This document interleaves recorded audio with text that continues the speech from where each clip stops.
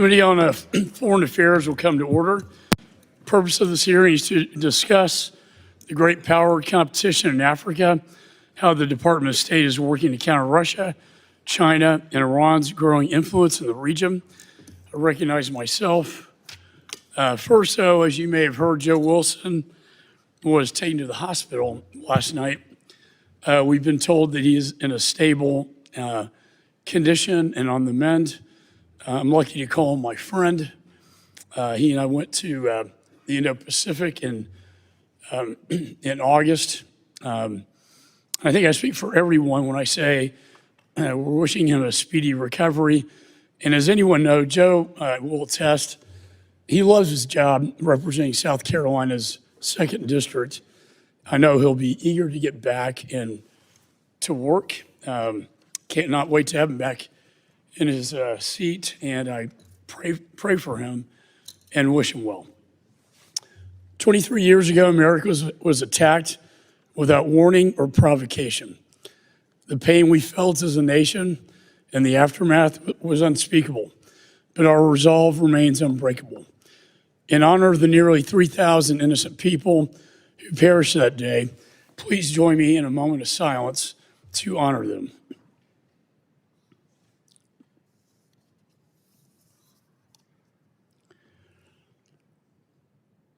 Two days ago, I released my report on the failed Afghanistan withdrawal. This report outlines the systemic failures of the Biden-Harris administration's ill-fated decisions leading to the deadly and chaotic neo from Afghanistan. Undersecretary Bass, I want to say thank you for the role you played during that, and I appreciate you being here today.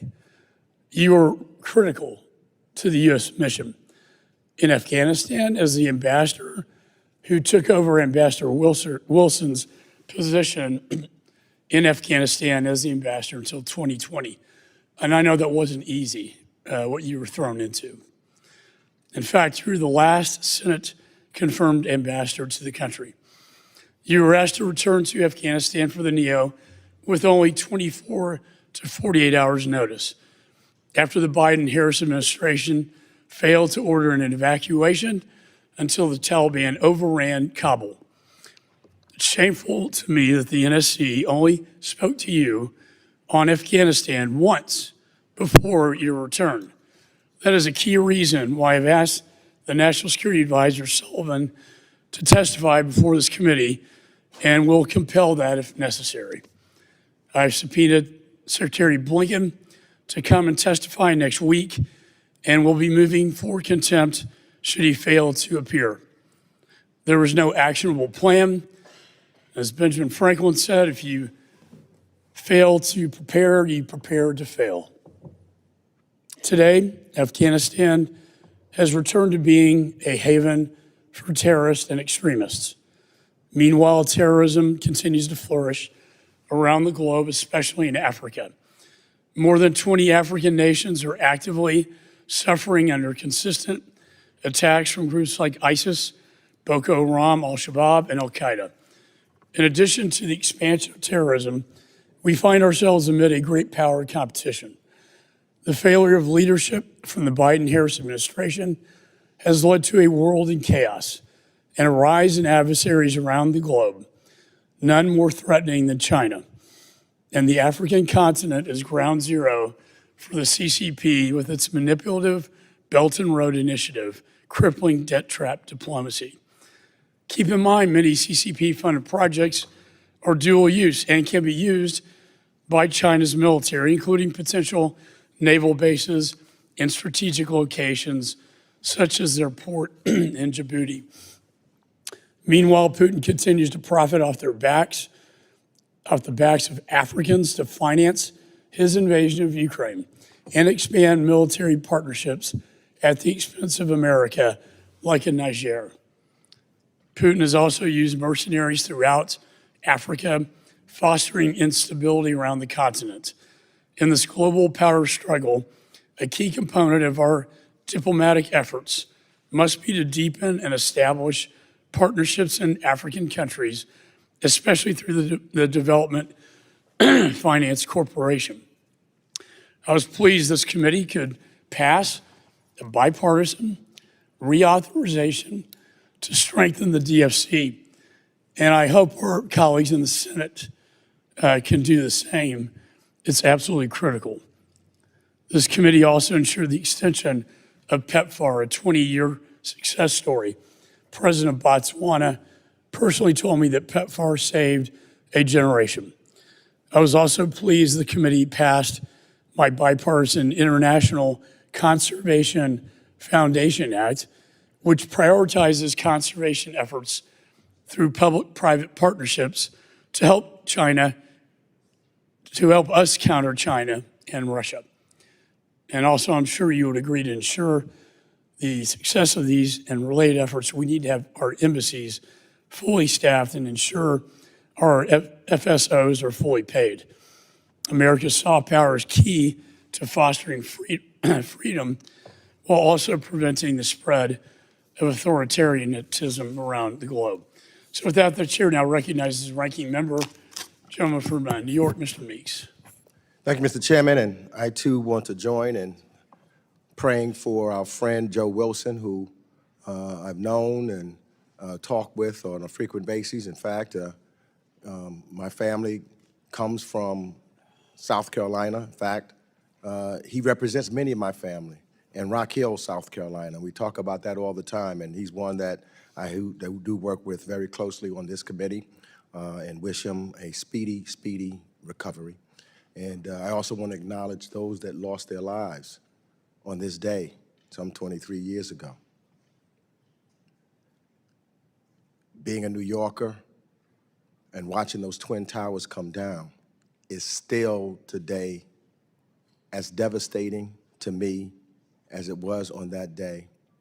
And to see this morning as the bells were rang and to see the grandchildren of many of those that were killed who would not have ever the opportunity to see their grandparents or their parents or their spouses or their cousins or their uncles or their aunts because of the actions of a terrorist group and their attack and the loss of lives of the men and women of the New York Fire Department, the courage that they had in going in and trying to get as many people out of that building as they possibly could.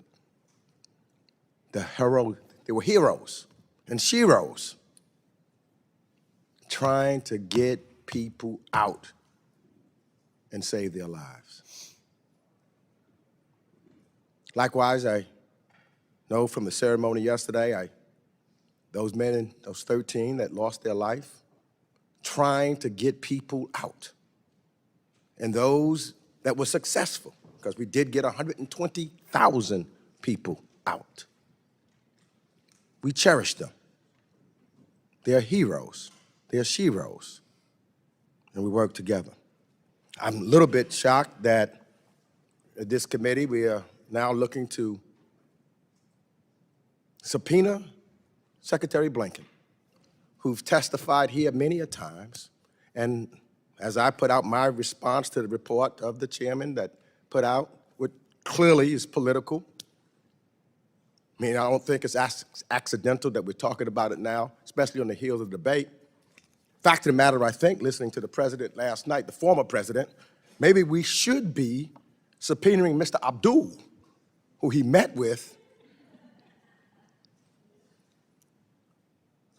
at Camp David. Maybe we get some more information about what took place and why he gave in to the Taliban and did not give the Afghan government and didn't invite them and set deadlines. But I think he answered that question for himself, and I would love to hear from Mr. Abdul, this guy. Maybe that great democratic leader from Hungary, Orban, might be able to say something about this too. I don't know. But I would be glad to maybe talk to him too, to see what he thinks about all of this, because he's a great democratic leader. And I would love to do that. But let me get back to you, Mr. Secretary. Welcome, Mr. Secretary, and thank you for being here today. And I'm looking forward to the opportunity to discuss Africa in a full committee hearing because many of the issues we deal with in the United States and Africa relations are fundamental to our foreign policy and our national security. Today's hearing, titled "The Great Power Competition in Africa," sends the wrong message, in my opinion. Africa holds tremendous promise. Engagement with the continent is an end and of itself. The continent will experience the largest growth and working-age population in the world between now and 2050, and is currently home to some of the fastest-growing economies. The United States and Africa mutually benefit when we work together to increase the two-way trade and investment and to address conflicts both on the continent and around the world. We thrive when African democracy thrives, and look forward to hearing from our witnesses about how we can deepen our relationships with the African partners. The President's strategy towards sub-Saharan Africa, released in 2022, lays important groundwork for this. None of this can happen, however, if we don't show up, if we're not present. To be the partner of choice for African countries, we need to demonstrate that we are committed to their success for the long term.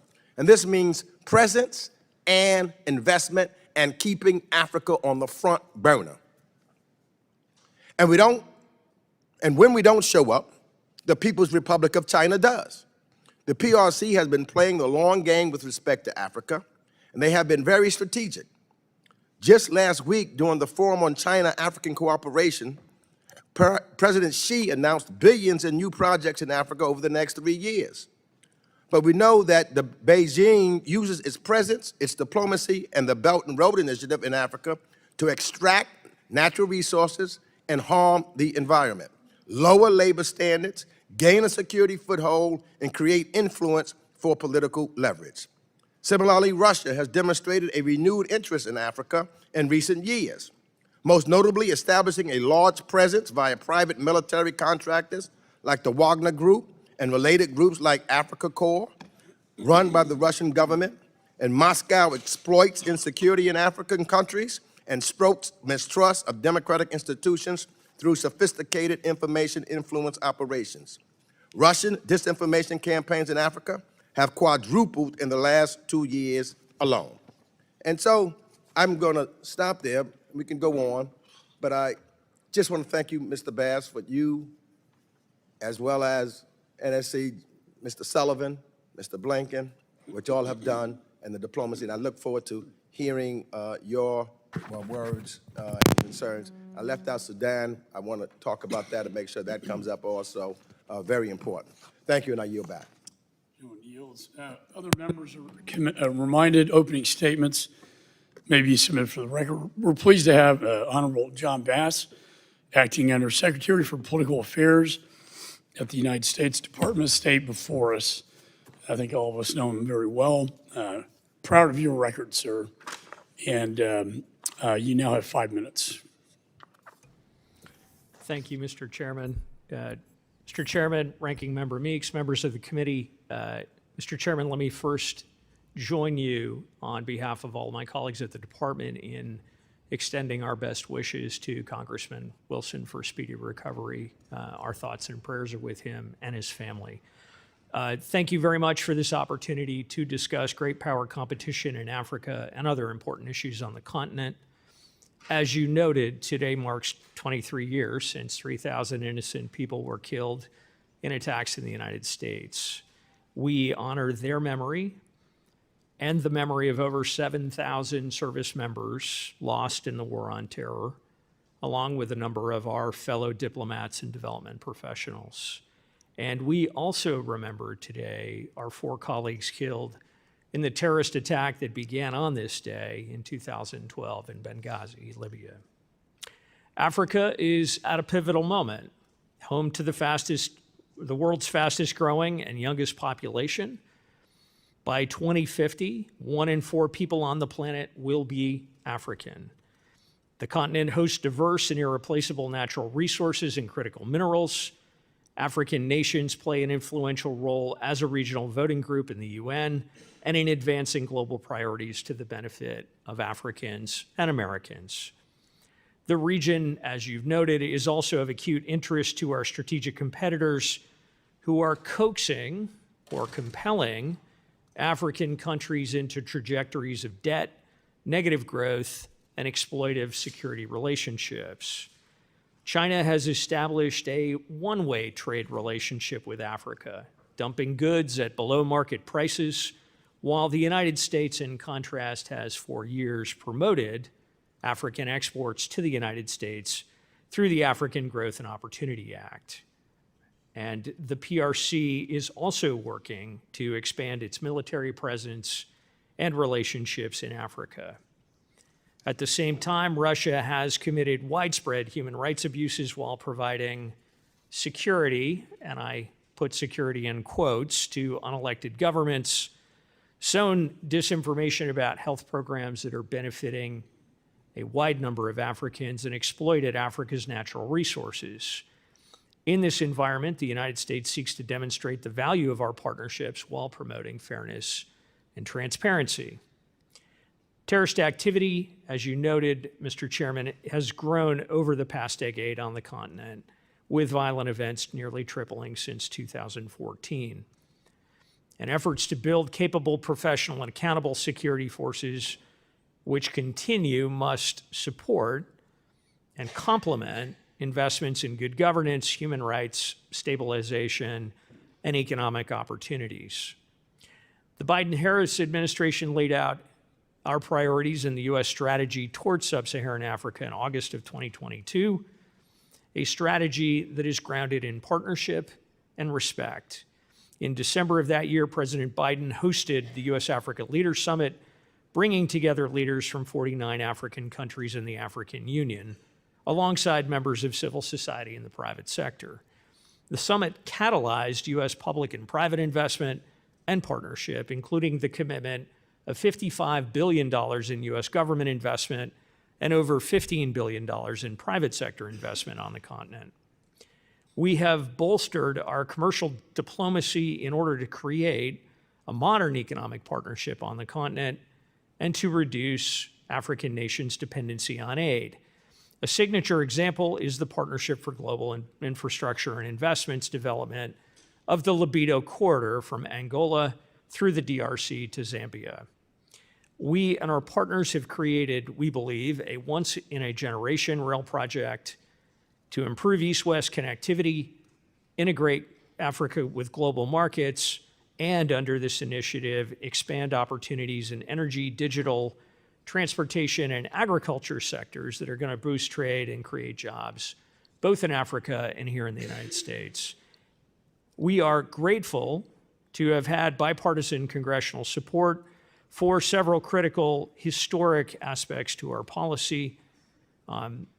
Ranking Member Meeks, I'd like to thank you on behalf of the Department for putting forward a bill to institutionalize the U.S.-Africa Leaders Summit to ensure it is held on a regular basis. And I would ask that the committee continue to work closely with your Senate colleagues to pass legislation as soon as possible to reauthorize AGOA, PEPFAR, the Development Finance Corporation, and to make some adjustments to how the Millennium Challenge Corporation is able to operate on the continent. I can't emphasize enough how transformative these programs have been to Africa's economic development and to advancing our interests on the continent. These programs have and continue to set us apart from our competitors. I'd also like to request your support for the extension of a critical authority for overseas comparability pay, or OCP, in any continuing resolution or other funding legislation pursued before the end of the fiscal year.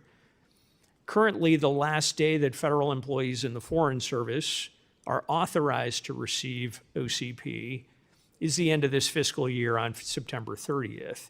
And if it lapses, all of our dedicated professionals working on the continent will take an immediate pay cut, averaging tens of thousands of dollars.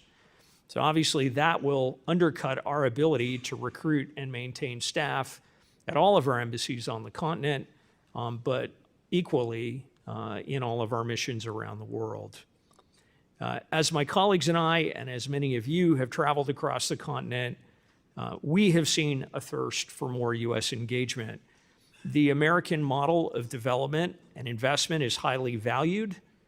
We're appreciated for our efforts to uphold democracy and human rights, as well as our ongoing efforts to lead a number of peace processes addressing crises on the continents. Our partners seek our support on security, and there are several critical steps we believe must be taken to sustain this momentum. And working together, I'm confident we can continue to do so. So thank you once again for your commitment to strengthening the U.S.-Africa partnership, and I look forward to your questions. Thank you, Mr. Bass. Let me just say, the ranking member and I, on most days, work very well.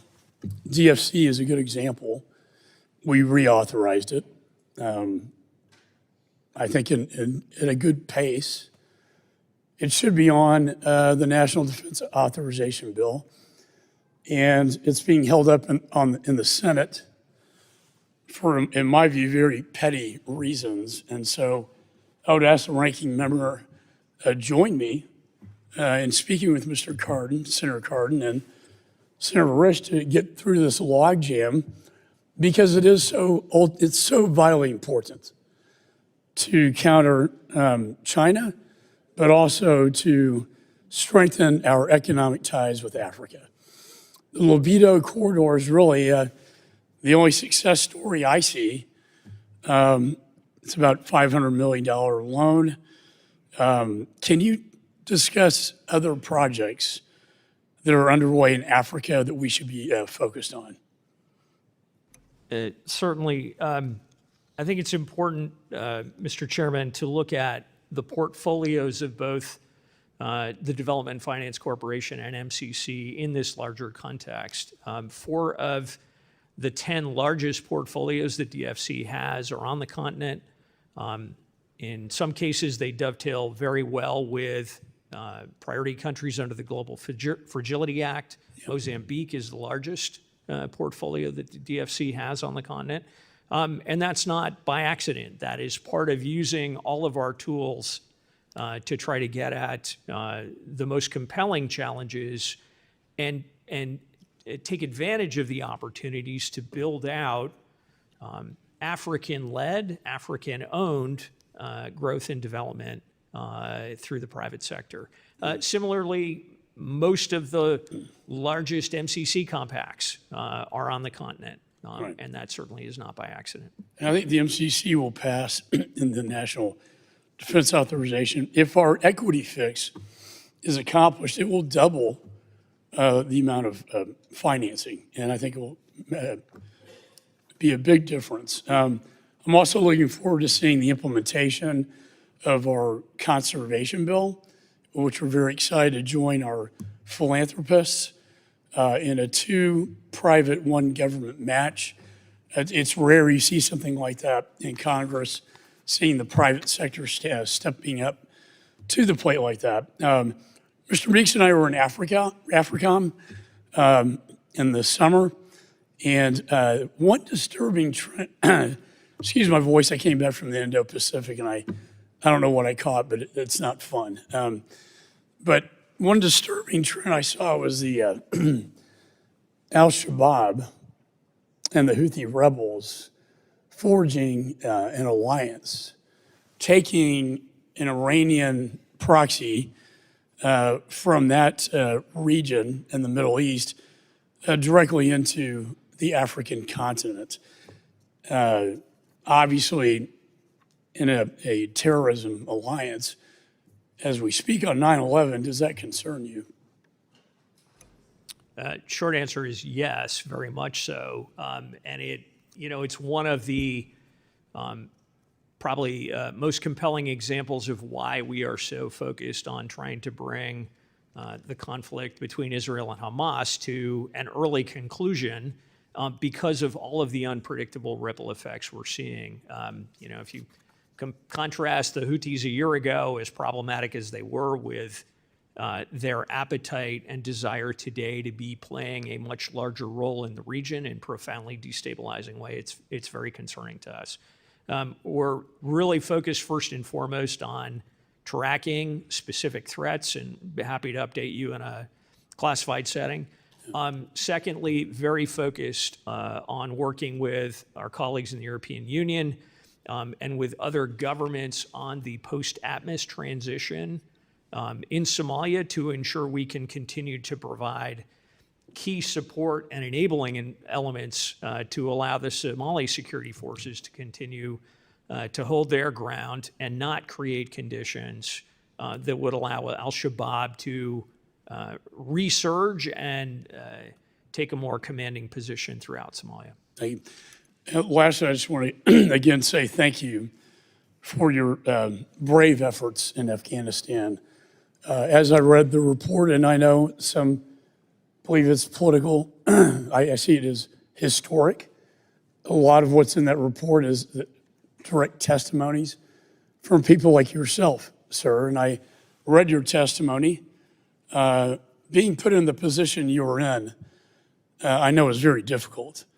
One of the goals I want to achieve is not to engage in a partisan blame exercise, but rather try to fix problems, many of which stemmed, in my judgment, from the NEO or lack thereof of a plan to evacuate on a timely basis. It was very clear when you came onto the scene with Ambassador Wilson, there was a lot of confusion as to who was in charge, what the duties were, clearly defined responsibilities.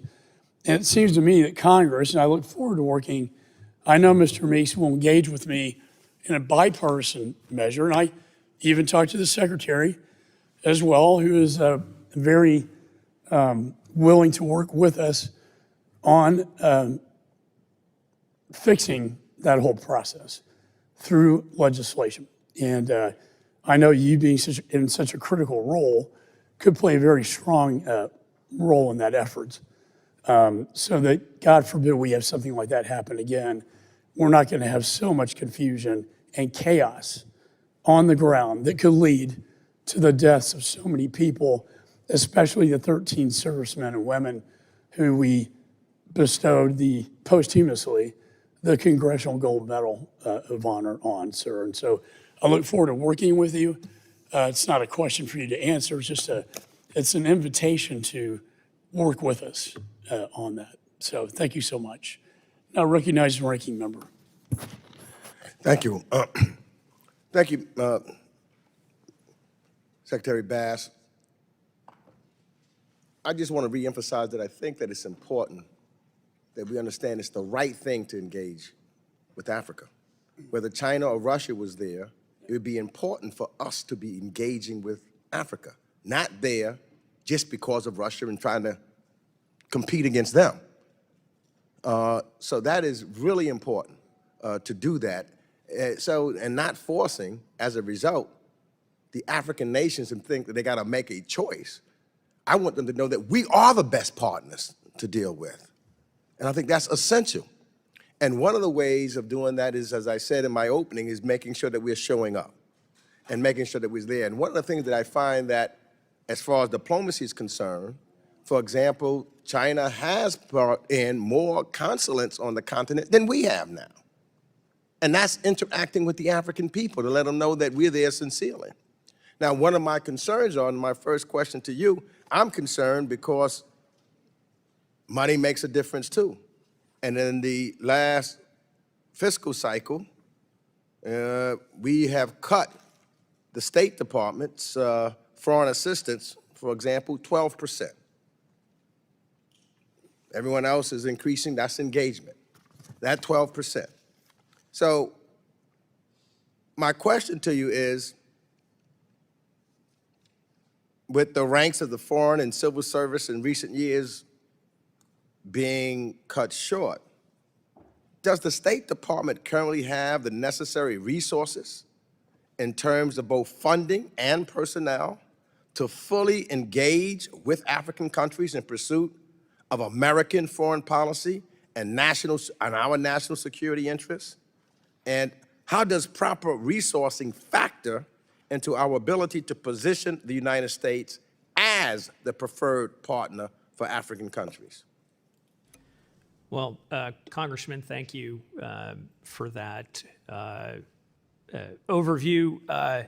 The immediate answer is no, we do not have sufficient resources to capitalize on all of the opportunities we have across the continent and to get the balance right between the essential work we have to be doing to respond to and help address the wide range of crises on the continent, and also take advantage of proactive opportunities to deepen relationships, to generate new trade and investment opportunities to help Africans build capacity of government and the private sector, and to grow their economies and create better employment in the future.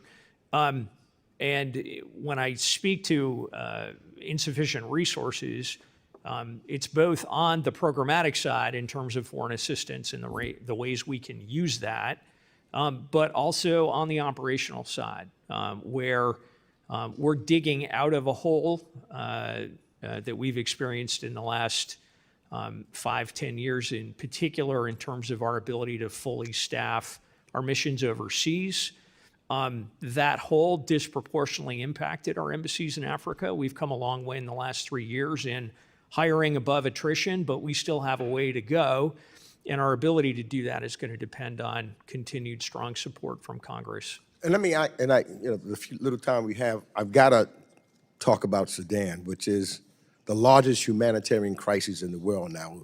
As many as 150,000 people have been killed in the brutal fighting between the Rapid Support Forces and the Sudanese Armed Forces since April of 2023.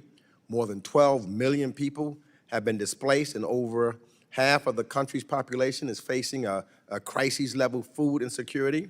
People are starving, and folks are asking me, where's the international attention? Where's the United States? Where's the outrage that we see when it happens in some other parts of the world? This is something that's important to Africans also. Where is it? And now I compliment Special Envoy Tom Perriello for what he's doing, and he's organized last month, I believe, a conference and trying to talk to people to try to figure out efforts to resolve the conflict. But tell me what is the State Department doing to address some of the external support that the RSF and the SAF has been receiving, and what steps have you taken so far? What are you looking to do? What are the points of leverage available to get outside actors to stop who are bringing in the weapons, et cetera?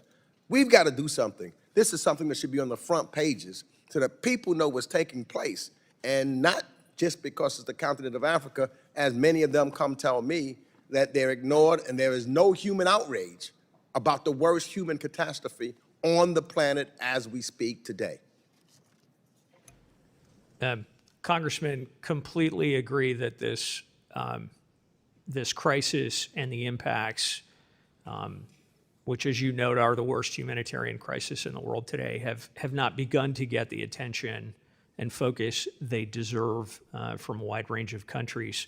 The limited progress we have made in recent months in securing renewed humanitarian access to parts of the country where many people have been suffering, that's a direct result of U.S. leadership and our efforts to, notwithstanding everything else going on in the world that is distracting from addressing this conflict, begin to get the right focus on, first and foremost, addressing the suffering, secondly, bringing the violence to an end. We're very focused in supporting Special Envoy Perriello's efforts. Secretary's been personally engaged. And we're trying to do several things simultaneously. We're first looking to ensure the current humanitarian access that was agreed last month is sustained, that we're able to build off of that and expand it both in space and time, that hopefully we can secure some localized ceasefires, particularly in and around El Fasher, to ensure that there is good, strong access for humanitarians, but then importantly, to your point, continuing to work with a range of countries, some of whom have been supporting one or the other side in this conflict, to shift their focus from fueling the conflict and using their influence I'm to sorry, get Mr. these. Bass, we're going well over time, and there are other members. I hate to do that No, to it's you, okay. I just want to say to but they're you, all waiting. Mr. Chairman, just affirmatively, I look forward to working with you. Absolutely. To going over to the Senate and making sure we get this bill unstuck there. And Absolutely. working with you in a bipartisan manner for looking at, and from my viewpoint, the entire 20 years Right. of what took place in Afghanistan so that we never make those same mistakes again. And we'll have your help as well. Chair now recognizes Mr. Mast.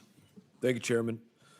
Mr. Bass, let's talk about the peacekeeping mission in Mali, or the ended peacekeeping mission in Mali. I want to start with just trying to understand a few points. I know that there was, over a period of time, I don't know what period, I'd love for you to expand on it, somewhere to the range of 100 tons of weaponry moved into Mali to support this. Was that a quick dump of ordnance and bullets?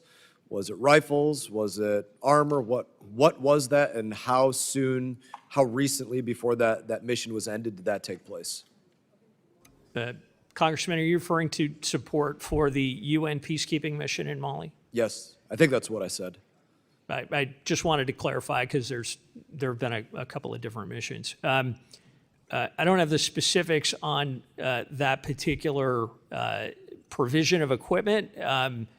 My recollection is that we were intent on ensuring that as the mission was phasing down and withdrawing, they had what they needed to be able to responsibly consolidate and leave safely before the mission ended. I don't know that that exactly makes sense. Maybe you could expand on that. Before they were leaving, you wanted to make sure that we put more lethal items into there, and let's layer one more thing on top of this.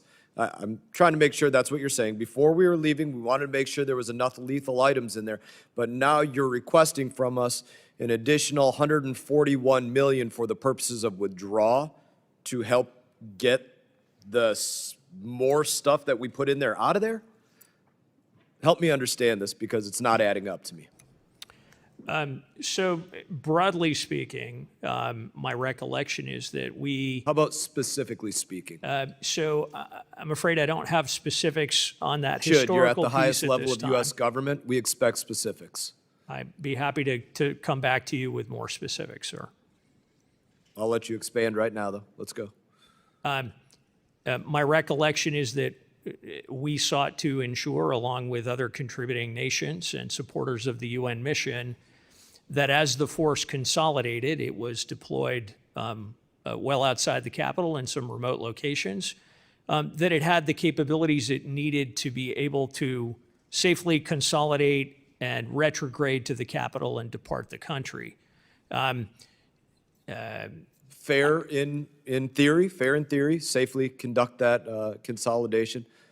To your expertise, what do you think those resources are that would be needed? What would you be requesting? So I'm not a military professional and wouldn't suppose in this context to speak for force commanders. I would imagine they would be looking for a set of ammunition and related logistics supplies to make sure if they needed to, they were able to fight their way out of incidents with the combatants in Mali. Does Russia have those armaments now? I believe, to the best of my knowledge, Congressman, that materiel that remained behind went into the possession of the armed forces of the government, the regime in Mali. Okay, so let's move on to the request for $141 million for withdrawal purposes. What for? Are you referring to withdrawal from Mali? Yes, my understanding is specifically the withdrawal for the peacekeeping mission, but if it goes beyond that, I would love to have the specifics, because we don't have the specifics. Let me take that back and get you a better answer. What can you tell me on it now? And then I'd be happy to hear the more that you can tell me on it, but I'd love to know what you know about it now. So I'm not sure in this moment what aspect of that $140 million request is specific to Mali or specific to our support for the transition, for example, of the peacekeeping mission in Somalia, or I'll read it to you specifically as I see it. The FY24 CBJ requested $141 million for withdrawal purposes from MINUSMA, or however you pronounce the acronym correctly, obviously, which was established back in 2013. So we're at the tail end of it. That's what was requested. So what can you say you know about that $141 million requested in the 2024 request by CBJ? I'll have to get back to you with more specifics. It may be that this is part of balancing the books for the mission as it. What does that mean, balancing the books for the mission? That means as the UN winds down this mission and closes it out formally, that it's accounted for what the mission actually cost as opposed to what it was projected to cost. Thank you, Chairman. Thank you, Mr. Bass. The chair now recognizes Mr. Sherman from California. I'd like to respond to the chairman's opening statement on Afghanistan for just a minute. Obama accomplished something in Afghanistan. We got bin Laden. Biden accomplished something in Afghanistan. We accomplished the withdrawal that by then all Americans wanted, and the most impressive evacuation in terms of the number of people evacuated that perhaps the world had ever seen. We lost 13 of our bravest and most sacred lives. But what did Trump accomplish? He surrendered to the Taliban. Yes, there's a little bit of gloss in the documents about vague, unenforceable statements about working with the Afghan government. He signed a surrender document. Now, under that document, the Taliban's obligated not to serve as a base for terrorism. Well, every country has that obligation anyway. So it was a pure surrender document. And we lost 61 of our soldiers there, and 57 of those coffins came back to America for a dignified transfer that President Trump chose not to attend. So we fought and died and spent tens of billions of dollars and transferred equipment from 2017, 18, 19, and 20 and accomplished absolutely nothing. Now, I want to thank the chair for holding this hearing on Africa because though if you look at the media, you would think that the only things going on in the world are Ukraine and Gaza, when in fact the greatest humanitarian difficulties, the greatest tragedies are taking place in Africa. First, in Ethiopia, we saw 600,000 Tigrayans die, 1.5 million displaced. The humanitarian relief fund is only 4% funded. Mr. Secretary, when Secretary Blinken was here last, he committed that of the $9 billion, mostly unearmarked humanitarian dollars that Congress provided in the April supplemental, that some would be spent in Ethiopia. I'll ask you to respond for the record exactly, or at least with greater detail, how that money or some of that money will be spent and how much will be spent in Ethiopia. In Sudan, as the ranking member pointed out, this is the greatest humanitarian tragedy occurring right now. Perhaps 150,000 people have died, 15,000 in just one city in Darfur. And I would hope that you would respond for the record as to what our plans are to deal with that terrible war. But I want to focus your attention now on Eritrea, which the dictator there, Afwerki, has carried on attacks in Tigray in northern Ethiopia and has created a government that is properly referred to as the North Korean of Africa. I met recently with Mr. Badroui, one of the leaders of the opposition, and I wonder whether the State Department will work with those around the world who are working for democracy in Eritrea and a government that can be a positive influence on the world. Thank you, Congressman. With regard to Eritrea, as you note, it has a long record of repression, monolithic government, largely since independence, and has been largely impervious to our and other allies and partners' efforts to open up society and change the character of that I would regime. hope that we would be meeting with the opposition and funding the opposition, because the people of Eritrea will not have freedom, and its neighbors will not have peace until we see a democratic government there. What are we doing to prevent Eritrea from collecting this diaspora tax, particularly on those who aren't even citizens of Eritrea but may have come from there? I'd like to get back to you with a more specific answer on that particular aspect of our policy. I can assure you that we continue to actively engage the government to the best of our ability. It is limited in addressing a number of our concerns, including political repression and the lack of space for political opposition. And finally, this is 9/11, when we're hit with Islamist terrorism. What can Congress do to support our anti-terrorist efforts in Africa and particularly the Sahel?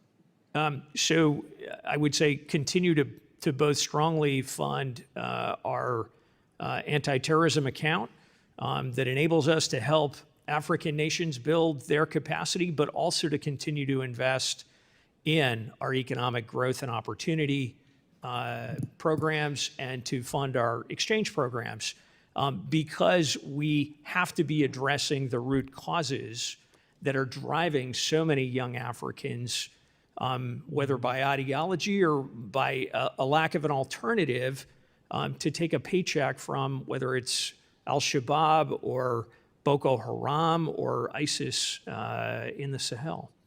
Thank you. Thank you, Mr. Chairman. The chairman now recognizes Ms. Kim from California. Thank you, Chairman, and I want to thank Ranking Member Mix for holding today's hearing. Before I begin, I also want to convey my, speedy recovery to our colleague, Congressman Joe Wilson, and we'll look forward to having him back joining us. And thank you, Undersecretary Bass, for joining us at our hearing today. The People's Republic of China and PRC private sector companies conduct destructive and oftentimes illegal mining, drilling, logging, and fishing in Africa while disregarding environmental and public health, as you know. So I introduced the Stopping PRC Environmental Exploitation and Degradation Act, or SPEED Act, to hold the PRC accountable for its deliberate environmental degradation and harm African communities. But despite these coercive and exploitative nature of these investments, PRC investment in Africa is growing. So how is the State Department working to inform African governments that the PRC's approach to engagement on the continent is transactional and unsustainable? So thank you, Congresswoman, for completely agree with you about the predatory nature of so much of the PRC's activities on the continent. We are approaching this in a range of ways, and to Ranking Member Meek's observations earlier, right? We're trying to ensure that we are not making the continent about this competition between the United States and China. Our policy is about Africa, and it's about helping Africans develop a better future for themselves in partnership with support, but informed and guided by choices they are making. And so we, in the process of trying to offer a better offer, point out the many ways in which. So what ways do you think we're doing? Do you think we're doing enough currently to better partner for, like African nations to counter PRC's growing influence? How are we doing it? Can you give some specific examples? Sure. I don't think we're doing enough in that we're dealing with an enormous flood of disinformation and misinformation from the PRC and Russia. So supporting our efforts through the Global Engagement Center and other activities we have in the department and in the executive branch to deal with misinformation is a critical piece of this. Second, ongoing support for our wider efforts to talk about the nature of partnerships with the U.S. private sector based on the rule of law, based on respect for contracts, and informing whether it's governments, whether it's chambers of commerce, about the perils of some of these quote unquote investments from the PRC, I think is going to continue to be a really important part of our efforts. Thank you. You know, as you correctly pointed out, we were concerned about China's model that promotes like propaganda, disinformation, and censorship activities in Africa. So glad to hear that you're addressing those issues, because CCC, as you know, has a very active campaign to export its digital authoritarian model and very, very intrusive surveillance technologies to Africa. That really undermines our civil societies and human rights issues. So we'd like to see more active engagement in that regard. So thank you for addressing that.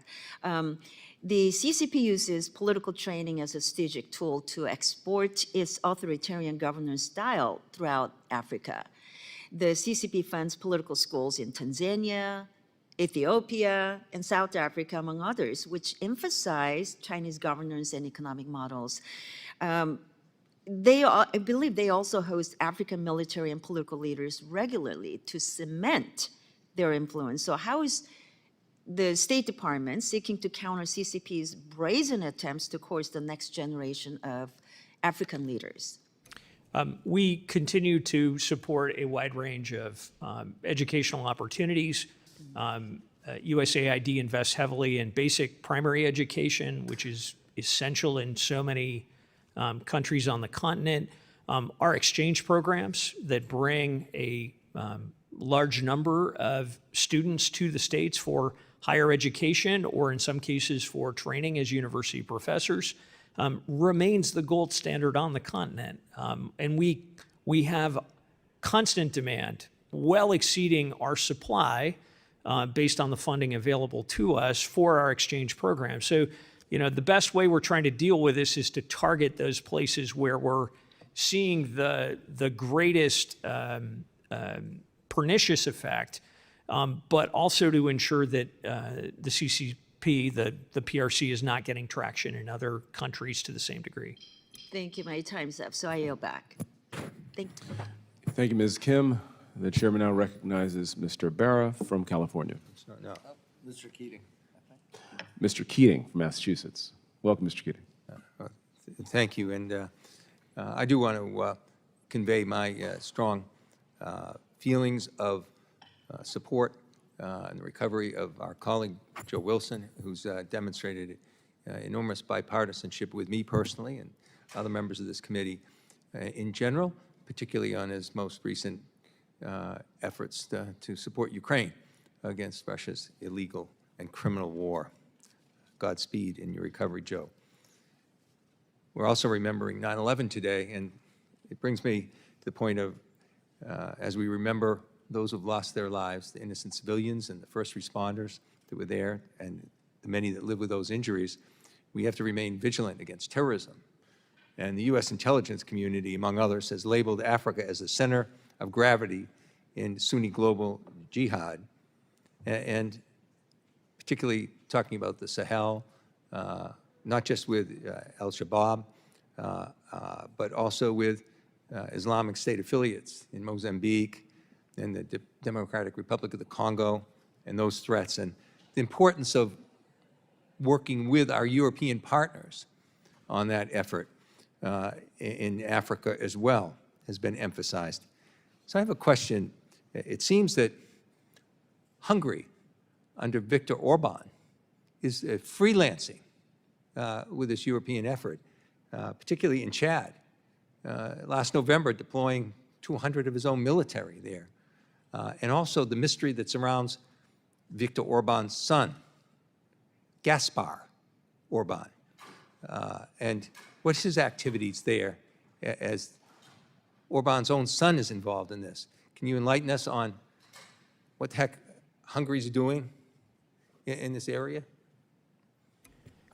So we continue to have a wide range of concerns about the behavior of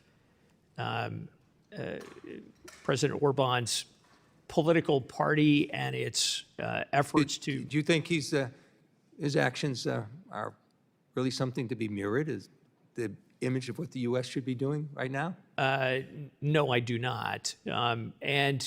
Again, analogous to discussing our challenges that the PRC presents on the continent, this is about providing better offers and stronger support in ways that are consistent with our values. So what about the mystery man? What about Gaspar? I can't speak to his specific activities, but happy to come back to you with more details It's a concern to the because extent they're known. it's Orban's own son. And given the fact that Hungary is so out of step with most democratic actions in the West, and particularly our European partners, it's a concern to me. But if you could speak to the importance of working with our European allies in this issue, because this is something that we can't do alone, and we've found that out. Completely agree with you. We have a wide range of robust partnerships with a number of our European allies and partners, sometimes on a bilateral basis, sometimes in conjunction with a number of countries, depending on the circumstances in the country or section of Africa where we're trying to help improve conditions. That partnership starts with ensuring that we have robust information sharing about threats emanating from the continent that may impact our homeland or those of our allies and partners in Europe, to make sure we're sharing that information, we're dealing with those challenges, and hopefully, to the best of our ability, preventing people from getting off the continent. Absolutely, because the Islamic terrorists continue to try and reconfigure themselves and move forward, and that information is extremely important because we saw the importance of information sharing and terrorist activities with the Taylor Swift concert threat that was there as well. So we're seeing these things come closer to home. I don't think perhaps we're at this stage yet, but if this continues to grow, this could be a homeland threat, do you think? We continue to see some of the groups operating on the continent. By and large, they are focused on the continent itself, but we're very attuned to any indications of aspirations or plans to conduct attacks beyond specific geography on the continent in the United States or in Europe, and we work very closely with our counterparts in those countries to ensure those attacks do not move forward. Well, our alliances are important. Thank you very much, and I yield back. Thank you. Limited time is concluded. I now recognize myself for as much time as I may consume. The short answer is the administration doesn't care. We see it in the fact that there are more foreign commercial service officers in Paris than there are in the entirety of Africa. The Chinese commercial attachés outnumber U.S. 15-1. We see it in the fact that you've said yourself, you do not have adequate funding to accomplish your mission. You don't have the adequate bodies to accomplish your mission.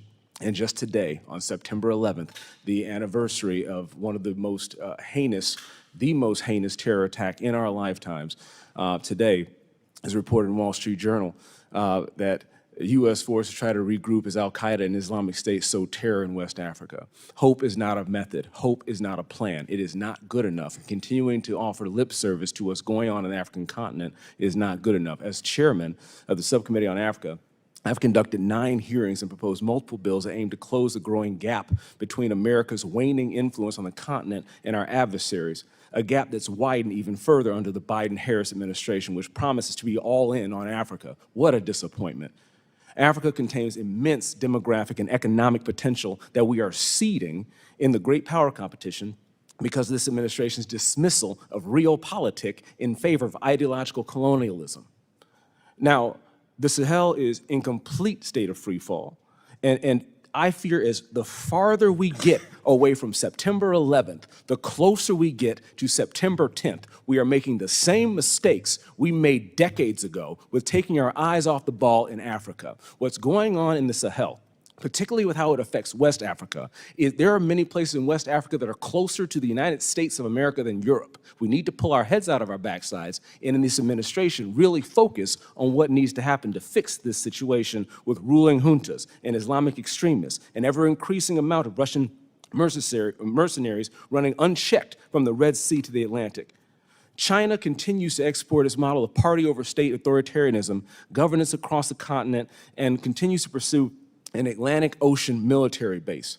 Last week in Beijing at the Forum for China-Africa Cooperation Summit, President Xi Jinping pledged $51 billion in new financial commitments to the continent, the majority of which will be loans that will enable Beijing to continue its strategy of debt-trap diplomacy to gain leverage of African leaders and control over critical mineral supply chains.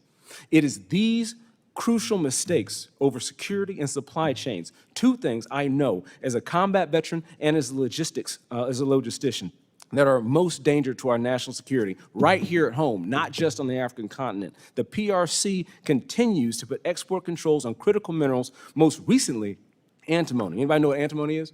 Well, you should, or you will. It's essential for our own munitions as we're running short on our own supply. This could starve our own industrial supply base of the resources we need in the event that we come into direct conflict with our adversaries. Additionally, I led this committee in reviewing our bilateral relationship with South Africa because the administration's inaction in the face of the ANC's clear and overt alignment with Russia, China, and Iran. I thoroughly commend Ambassador Brigady for holding a firm and principled line in Pretoria in the face of a leadership void coming from Washington, D.C. Similarly, this committee led in declaring the current actions of the RSF, the Rapid Support Forces of Sudan, as a genocide, a policy decision that the department has tied up in its bureaucratic system, hiding behind lawyers despite the abundance of affirmative evidence. H-Res 1328. In Sudan, 25 million people are experiencing acute food insecurity with over 700,000 people on the verge of famine. April 23rd, most estimate the actual figure of casualties since this civil war began is closer to 150,000 people. As the war continues to unfold, an abundance of evidence points to a genocide being committed by the RSF forces against the Mas elite and likely against other non-Arab ethnic communities as well. You know what that sounds like? Black people. My resolution formally declares that the atrocities committed by the RSF and allied militias are acts of genocide.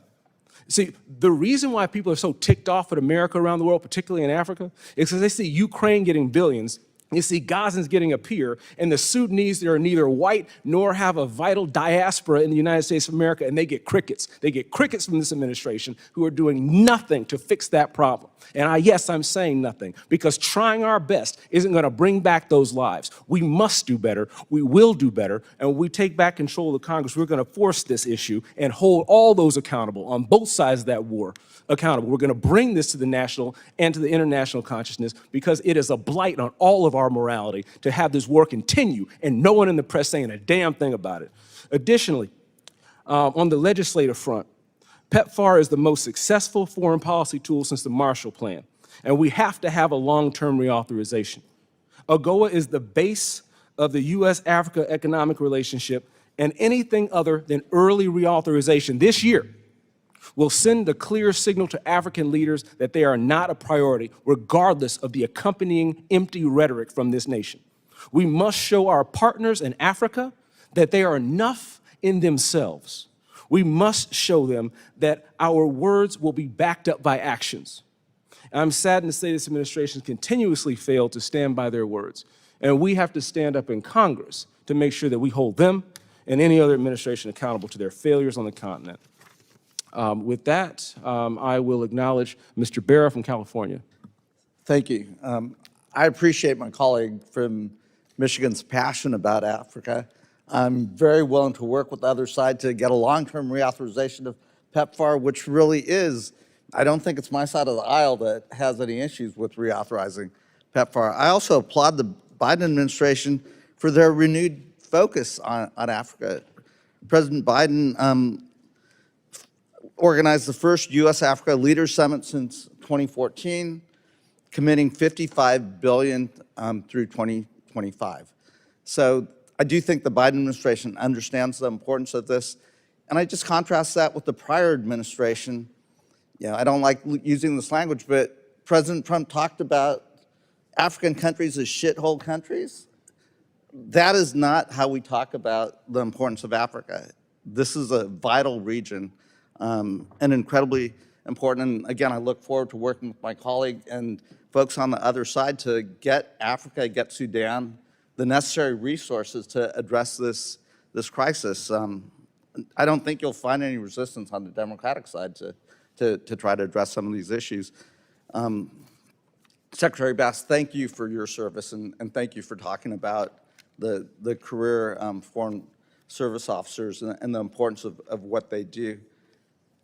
I'm very concerned that we are losing ground in Africa, not because of lack of regard, but when I look at surveys of Africa, China now is more popular than the United States. And when I think about how China approaches the continent, I think the number I've heard is for every dollar that they provide in investment, they saddle many of these low and middle income countries with $9 of debt. I was in Kenya last summer, saw a beautiful train from Nairobi to Mombasa.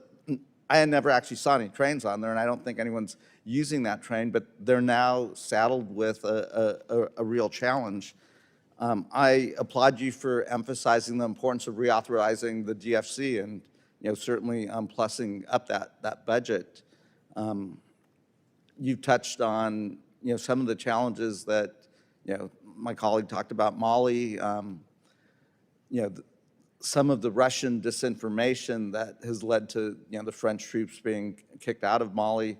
I worry about what we're seeing in Niger with U.S. troops being kicked out. If you could just take a few moments to talk about this and what we in Congress could do to help support your efforts, from public diplomacy to investment and so forth, what you'd like to see. So with regard to providing better offers on the continent, one of the challenges with the Chinese model is that it focuses on things, not people. And so they deliver something relatively quickly. So for leaders who are looking at reelection or trying to demonstrate some positive impact, they have something tangible to point to. However, after a not very long period of time, right, there tends to be buyer's remorse with that model. And so what we are seeking to do, with help from this committee on a bipartisan basis, is to continue investing in and expanding those programs that provide that better alternative through developing local capacity, through improving Africans' ability to make their own choices, and set up their own businesses that grow their economy. We're going to need, I think, in the years to come, to be able to make substantial additional investments in helping agriculture on the continent adapt to an evolving climate. And this year, we've put $150 million against the VAX initiative, the Vision for Adapted Crops and Soil. That is resonating in an enormous way on the continent because it is responsive to their immediate needs. So programs like that deal with the rural economy are quite important. I would love to work with you on getting educational resources, getting universities into Africa. We've had conversations, with Ambassador Whitman and thinking about how we could, we'd love to bring those students to the United States, but we could also work, in an education city type of model to build a campus in East Africa and Kenya, potentially a West African campus, and to educate the young people to build capacity and to use that soft power. So would love to work with you on that. Be happy to explore that with you. Great. Well, thank you. I hope whataboutism about some expletives from President Trump from 4 years ago helps my colleagues sleep at night while there's a genocide going on in Sudan. But right now, what this presidential administration is doing is failing to request in the budget for the Global Fragility Act what Congress has already authorized. Actions speak louder than words, and we expect more in actions out of this administration. The chairman now recognizes Mr. Davison from Ohio. Thank you. Thank you. I appreciate this hearing, and to our subcommittee chairman for the Africa Subcommittee, Congressman James from Michigan. I really appreciate the work in getting this hearing set up. So it's an important area for American foreign policy, and we're at risk of being outmaneuvered, frankly, in particular by China's Belt and Road Initiative, but in part by the Biden administration, because they continue to put their own hyper-partisan agenda ahead of America's national interest. And I tried to highlight this as we were reauthorizing the Developmental Finance Corporation, which has laudable goals and important things to accomplish in Africa, among other places. But while we use EV mandates, IRA subsidies to push battery technology at breakneck speed, it's becoming clearer by the day that we risk national security by allowing all the critical resources to come mostly from Africa and processed through China without any recourse to developing the supply chain at home. And instead of addressing these things, a lot of times the Development Finance Corporation and frankly our own State Department's more interested in about Pride Month agendas and whether women can abort their babies in countries where we have critical risks. So, sir, I just wonder what your take is on the lack of focus and how well we're doing in terms of focus on accomplishing what we should be in Africa. So, Congressman, I'd say we are quite focused on the challenges, particularly in ensuring we are able to compete effectively in gaining access to critical minerals for the new high ground in our economy and in the global economy in the coming years. The administration's put enormous effort into developing critical minerals partnerships with a wide range of countries that allow them to develop. Okay, specifically, who are they developing with? I mean, DRC, things don't seem to be going well there. What are they doing there in particular? And what are they doing, if that's not going well, to supplement it with some others? Well, with the Libido Corridor, we're creating opportunities for the DRC to have a choice, and there's an enormous amount of interest in seeing development for those critical minerals in the southern DRC be able to go out through Angola to markets other than China, and in partnerships that are going to be longer term and to the benefit of the DRC as opposed to primarily benefiting the People's Republic of China. All right, Secretary Bass, what were the warning signs in the State Department and the Department of Defense, to the extent you know about their take about forced deployment in Niger? You know, under this administration, America has had to evacuate 11 embassies. The last count I had, it might have gone higher than that. We evacuated Burma, Chad, Afghanistan, Ethiopia, Ukraine, Belarus, Russia, Nigeria, Sudan, Niger, and Haiti. Is that a comprehensive list? But let's talk about Niger. What were the warning signs? So in Niger, we reduced the size of our mission complement for a period of time after the coup that brought the current junta to power, when we saw indications that our principled opposition to that coup was creating potentially some friction with the junta, and they might take action or create broader instability in the capital. We've since returned all of our diplomats and development professionals that were temporarily taken out back to the country. They're back on the job advocating and advancing the nation's interests there. And that's been the case in most of the other places where we temporarily reduced our footprint depending on the circumstances. That's one of our principal tools for mitigating risk and managing risk around the world to enable us to continue to be present in dangerous and dynamic environments. Well, I find two common themes under this administration, and I thank you for your long career of service. You've served under Republican and Democrat administrations, and as a career State Department employee, you know, I don't expect you to engage in necessarily the partisan behavior, but what I see the agenda consistently left of center for the State Department, regardless of who becomes president or who becomes secretary. And I see weakness under this administration. That's certainly a common theme. and it's experienced all over the world, and it's being exploited. And I also see an administration that is focused on DEI ideology, kind of far left political agendas, instead of our own national security agenda. So I hope you can help correct that. I yield back. Thank you. The chairman now recognizes Ms. Kamlager Dove from California. Thank you, Mr. Chair, and I thank you for Honorable Bass for showing up today. This is a long time coming. I think this is the first full hearing we've had on Africa since Congress began. Woefully inadequate, but here we are. I want to start by discussing the most urgent crisis on the continent, which is the conflict in Sudan.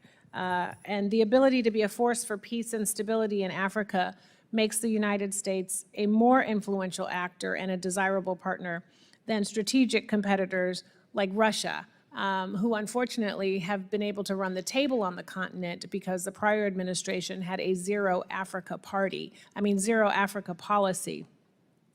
Unfortunately, we are failing in Sudan, where it took over a year to appoint a special envoy to manage the U.S. response to the conflict. And the shortage of high-level attention to the largest humanitarian crisis in the world does not go unnoticed by African partners that we are encouraging to turn away from Russia and China. And in fact, they hosted not long ago a 3-day forum on the continent, really trying to take advantage of the space that we left because of the zero policy from the prior administration. So last month, I led a letter with 50 of my colleagues urging the administration to use the momentum from the U.S.-led peace talks convened in July to prioritize the scaling up of humanitarian aid into Sudan. And Mr. Chairman, I request unanimous consent to submit that letter for the record. Thank you so much. Acting Undersecretary Bass, how is the U.S. planning to increase the cost to the two warring parties of waging this conflict? Congresswoman, thank you for, again, flagging the enormous challenges in Sudan. We are working on several fronts to try to bring the conflict to a close, including by increasing pressure on both parties to the conflict. We're partly working with some of their patron countries, the countries that have been supporting one side or the other with weapons, with material, et cetera. In recent months, and I think you see this as an outflow of the diplomacy last month in Switzerland, successful diplomacy, some of those patrons are realizing that this conflict is expanding and taking on unpredictable dimensions, attracting even other countries such as Iran prospectively, and realizing that it is time to bring it to a close. We're also developing additional potential sanctions against leaders on both sides of the conflict. Should they continue to resist our efforts to bring the parties to the table and start talking through their differences instead of fighting. Well, that is a problem because the parties are not coming to the table. And sanctions only work if they have teeth associated with them. And if we've had embargoes in the past and they're still getting weapons into the country, I hope that you expand the discussions around sanctions to include those parties that are actually continuing to supply them the arms, because the deaths are going to continue as long as folks are able to obtain weaponry. So how is the U.S. planning to leverage the upcoming UN General Assembly to elevate this crisis? So we, to your point about sanctions, we have sanctioned a number of entities outside of Sudan, some of them in the UAE that have been involved in enabling the RSF in this case to evade the embargo that's been in place, and we continue to actively develop additional cases along those lines.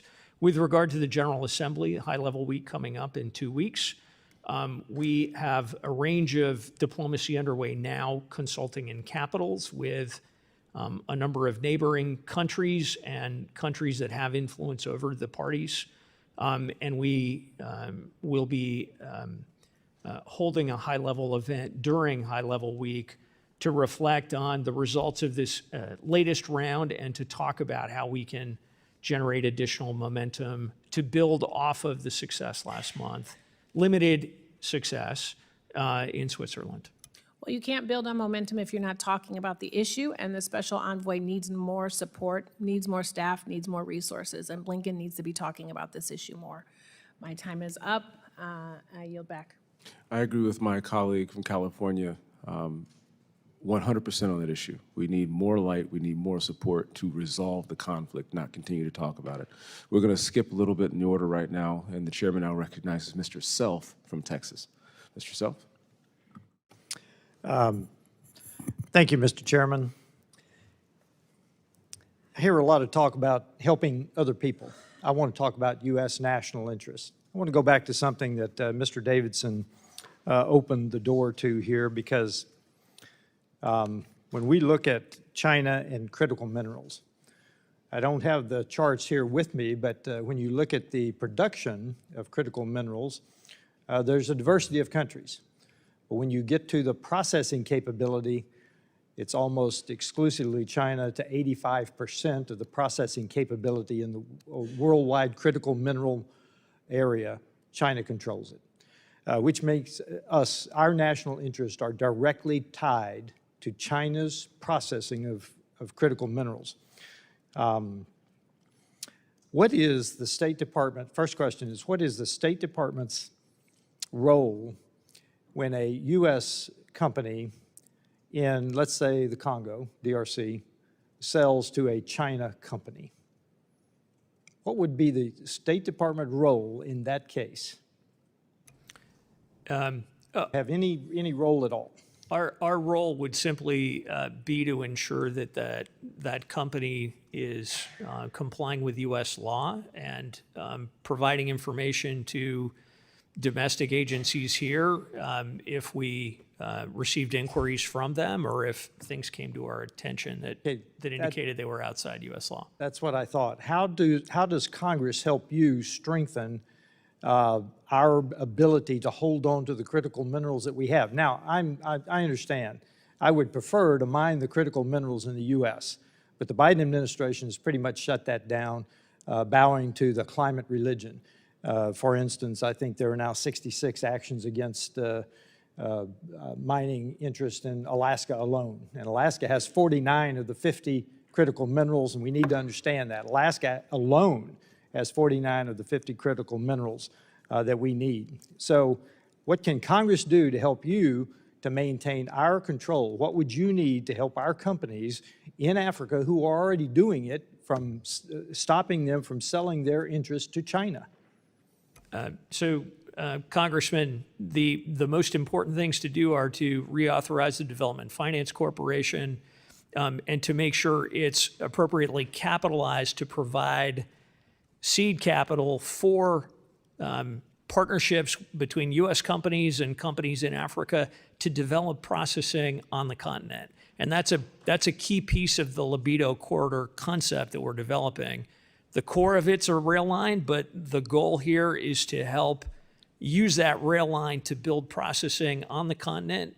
And I can tell you all three governments are very interested in that because they see the perils that you point to and the lack of opportunity and job growth in their own countries as a result of their minerals just walking out the door. I was hoping for something stronger than that because I believe that this is a critical national interest that we need to get a handle on.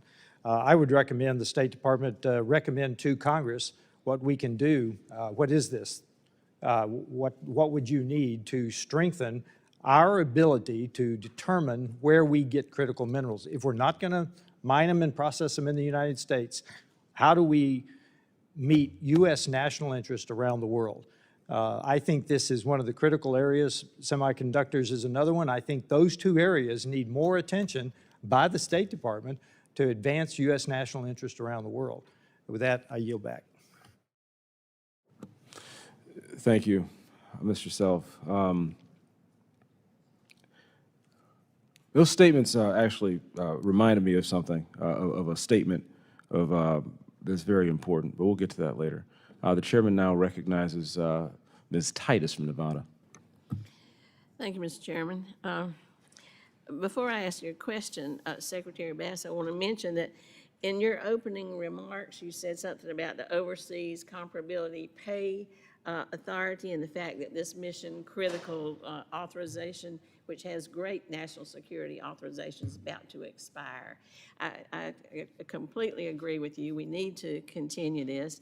If we let it lapse, State Department, the Foreign Service officers are going to face up to 22% cut, and that will certainly hinder our ability to recruit and retain these professionals. So I want you to know that I'm leading a letter to Speaker Johnson about this issue and urging him to include it in the CR so we can be sure that we continue to operate effectively. And I would invite any of my colleagues to sign on to that letter who might be interested in protecting our national interest.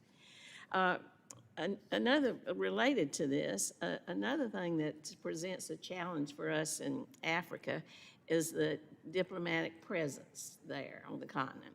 There are currently 6 U.S. missions, I know I'm not telling you anything, but in Africa that do not have a Senate-confirmed ambassador. Eswatini, Lesotho, Libya, Malawi, Mauritania, and Sudan.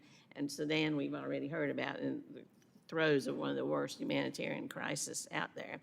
Now, except for Sudan, which the position has just been recently vacated, there are nominees for these positions, 5 nominees.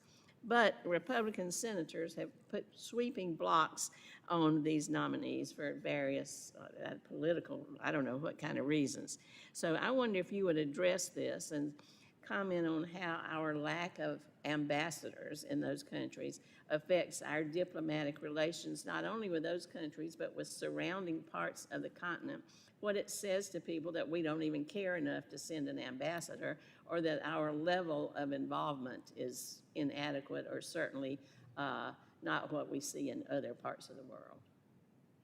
Well, Congresswoman, thank you very much, particularly for your advocacy for sustaining OCP, which will be an essential part of our ability to be effective on the continent in the immediate future. With regard to confirmed ambassadors, it undercuts our ability to be as effective as we need to be when we do not have confirmed ambassadors in the field. Countries draw conclusions from that. We have a number of countries that think that we're signaling to them that they're not important to the United States. We have countries that are very protocol conscious that won't see our charge to discuss critical issues, and that undercuts our ability to carry the effort forward. And whenever we have an ambassador absent, in most cases it pulls everybody else in that embassy out of position because you've got a series of people in acting roles to ladder up to that principal role. And I can assure you, when the PRC changes ambassadors, there is not a lengthy gap. The other area where this really concerns me as a career professional is we're starting to see some of our really talented, capable officers who should be competing to be ambassadors stepping away from it because they don't want to or can't afford to put their lives in limbo for an indefinite period of time, sometimes going up to 2 years or longer, wondering if they're going to have that opportunity. Well, wouldn't this be a first step to at least fill these positions if we want to strengthen our hand against China, Russia there on the continent? It would certainly reduce the unforced errors, if you will, if we could make sure all of our missions were led by confirmed ambassadors. Thank you. Just briefly, could you talk about how the Global Fragility Act is playing out on the continent and how that's helping us get at promoting democratic institutions against the face of violence? So happy to. Briefly, it has enabled us to organize and think differently about how we address some of these challenges that transcend geographic geographic boundaries between countries. Particularly effective in helping us think about a broader strategy for coastal West Africa as we're dealing with the instability that is emanating out of the Sahel right now, for example. Thank you very much, Mr. Thank you, Ms. Titus. The chairman now recognizes my good friend from West Michigan, Mr. Huizinga. Hey, thank you, Mr. Chairman. And while we're on West Michigan, I want to, here's the connection in. I want to talk about Sudan. Those two might seem like a disconnect, but in my time in Congress, I have a caseworker who has done a tremendous amount of work with Sudanese refugees and the Sudan crisis, and has brought a number of those refugees into West Michigan. That's why I think you are hearing such broad consensus and disappointment in what has been the response or lack thereof of what is going on in Sudan. Again, I won't belabor points that have been repeated here, but just underscore again, there is a perception from many of us that this is a failed diplomatic resolution or lack of prioritization of a diplomatic resolution, I should say. And please go back and emphasize this to your superiors and to the folks that you work with, that we need answers up here on the Hill. I'm going to transition to China and talk a little bit about what's been happening there. Obviously, China's roles in destabilizing our foothold in places like Djibouti. They have a base 6 miles from Camp Lemonnier, and it's the only permanent base we have in Africa, I believe. And PRC has a permanent naval presence and exclusive rights to that territory. And certainly, we know that China has a core strategy about gaining an Atlantic base as well. Gabon and Equatorial Guinea and Angola are often raised as potential locations for that. I would like to know, what is the diplomatic message that the department has been giving to these Atlantic coast countries to dissuade them from allowing a PRC base? And are we offering them anything instead? I mean, there's reports of, well, we know obviously China has put, I believe, somewhere around $50 billion as a target of what they want to invest into Africa over the next 3 years alone. So tell me what the State Department is doing in communication with those countries and discouraging them. What are we offering them instead? And hopefully I'll have a quick question after that. Sure. Thanks for the opportunity to talk about this critical issue.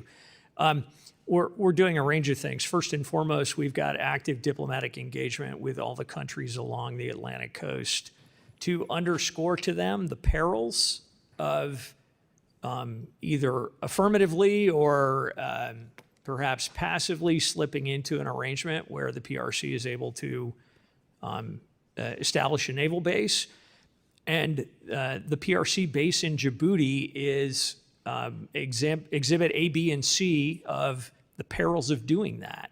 The Djiboutian government doesn't have any access to that base, doesn't know what's going on in that. Even though it's their sovereign territory. Exactly. And so that, I think, part of the reason you haven't seen a PRC success in the Atlantic Basin is precisely because African countries are paying attention to what is happening in Djibouti. And are we specifically underscoring that for them?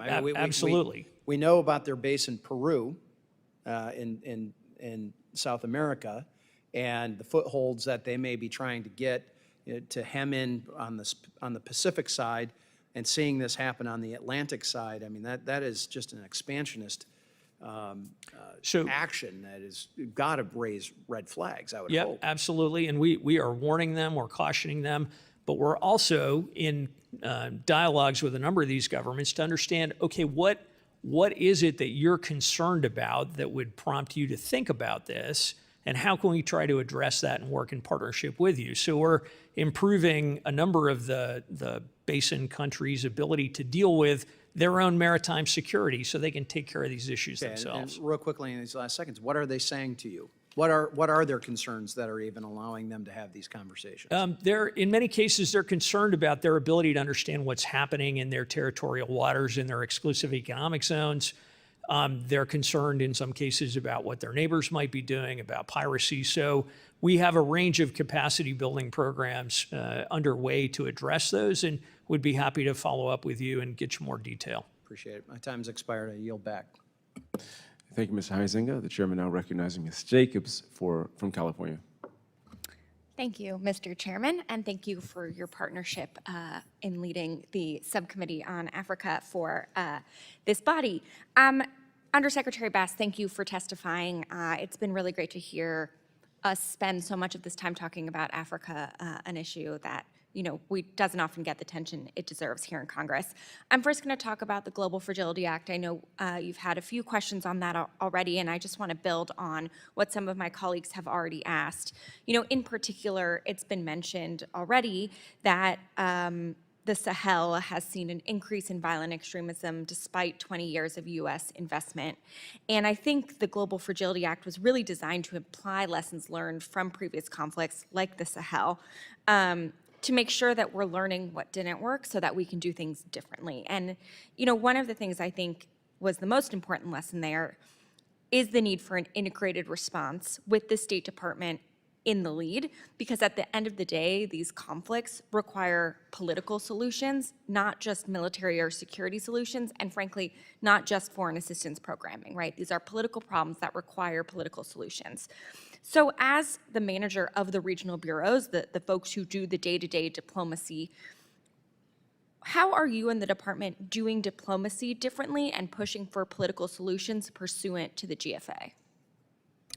Well, thank you, Congresswoman, for your championing of GFA and effective implementation. We're approaching it differently in terms of thinking more holistically about these conflicts and ensuring that we have the full range of expertise across the department at the table on a regular basis to proactively be working through dealing with these challenges. And I think, and I'll be the first to say, right, we're as equally dissatisfied with where we are in Sudan as members of the committee. But the progress we've made in recent months on securing humanitarian access is a reflection of some of these new habits of cooperation and effort to mutually reinforce between the department, AID, working with our mission in New York, and the wider humanitarian community to make sure we are not working at cross purposes and strengthening that overall diplomatic engagement. That's great, and I'll continue making sure we're doing everything we can to support you in that. You mentioned Sudan. Obviously, it's been a topic of conversation in this hearing, rightly so. The largest displacement crisis in the world, the largest hunger crisis in the world, and something that doesn't get enough attention. I applaud Special Envoy Perriello's work to open the humanitarian corridors and protect civilians, but unfortunately, we're not seeing either of the main parties really have the political will to come to the table. I know you've already mentioned a little bit about outside actors here, but I guess I want to ask you a little bit more specifically. The UAE is the RSF's largest arms backer. They are literally providing the way the RSF is able to commit what many experts determine as genocide. And we have a significant relationship with the UAE. In fact, we are their biggest provider of weapons. So given this, what are you and the department doing at the highest levels to push the UAE specifically to utilize all of our leverage with the UAE to get them to stop arming RSF and stop enabling these war crimes and crimes against humanity? So, Congresswoman, we're engaged in intensive near daily dialogue with the government of the UAE and with a number of the other countries that are fueling the conflict to underscore the perils associated with continuing to prolong this conflict through enabling the parties to continue to go at it. We, as I noted earlier, have already designated some entities resident in the UAE. I think that got their attention in a helpful way. And we have seen them playing a quite constructive role in recent months, particularly to get us as far as we did last month. Now, that was necessary but wildly insufficient, and we're going to stay at it and try to use to the best of our ability, the leverage we have, the influence we have, to persuade them to get the RSF to the table for a constructive set of political negotiations. Well, thank you, and I urge you in the department to do even more on this front, because what we're seeing in Sudan right now is truly horrific. Mr. Chairman, I yield back. Mr. Chairman, what's today's date? I'm sorry, Mr. What's today's date, Mr. Chairman? September 11th. Okay. On April 19th, Chairman McCall, Ranking Member Meeks, Chairman Cardina, and Ranking Member Risch wrote a letter requiring the administration to determine whether or not to apply global Magnitsky sanctions against the RSF and specific individuals in the RSF. This is a requirement of law, Mr. Chairman, to respond within 120 days. 120 days from April 19th is August 17th. There's no response. Those responsible are breaking the law. And we'll do everything we can to hold them accountable here so that we can hold those who are funding the RSF and the SAF accountable there. The chair now recognizes Mr. Hill from Arkansas. I thank the chairman, Mr. Secretary. Thank you for taking time to be with us today. I'm just back a few weeks ago from a visit to West Africa on behalf of the House Intelligence Committee to Cameroon, Ghana, and Nigeria. We also had an extensive visit with ECOWAS, and the security situation in West Africa is severely deteriorating. I know you've addressed that today. I just want to add my concern that I'm not sure what American strategy is in Africa, and so we really appreciate you coming and helping members clarify that. It's of deep concern in a great power conflict that a continent as large as and important and significant as Africa is. Members of Congress say it's uncertain, what America's strategy there, and I would say the same for our European colleagues. So thanks for your being with us today.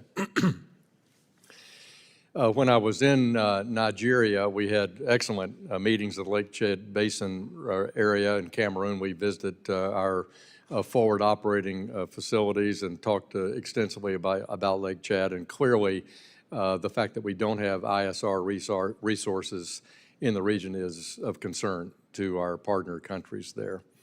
But also, when I was in Abuja, I had the opportunity to go out to Kuje Prison and visit with an American that has been wrongfully detained by the Nigerian government, Tigran Gambaryan.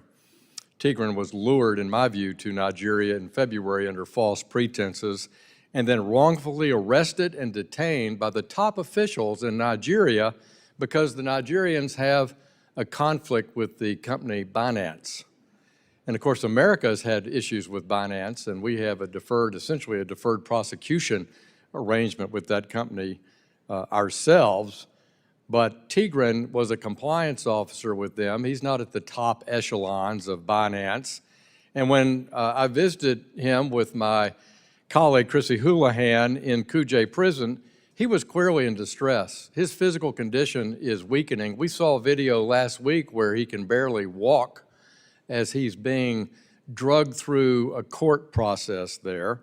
And my colleague, Dr. McCormick, I know will raise this with you. He's been deeply concerned about it as well. We have his resolution before the House on this matter.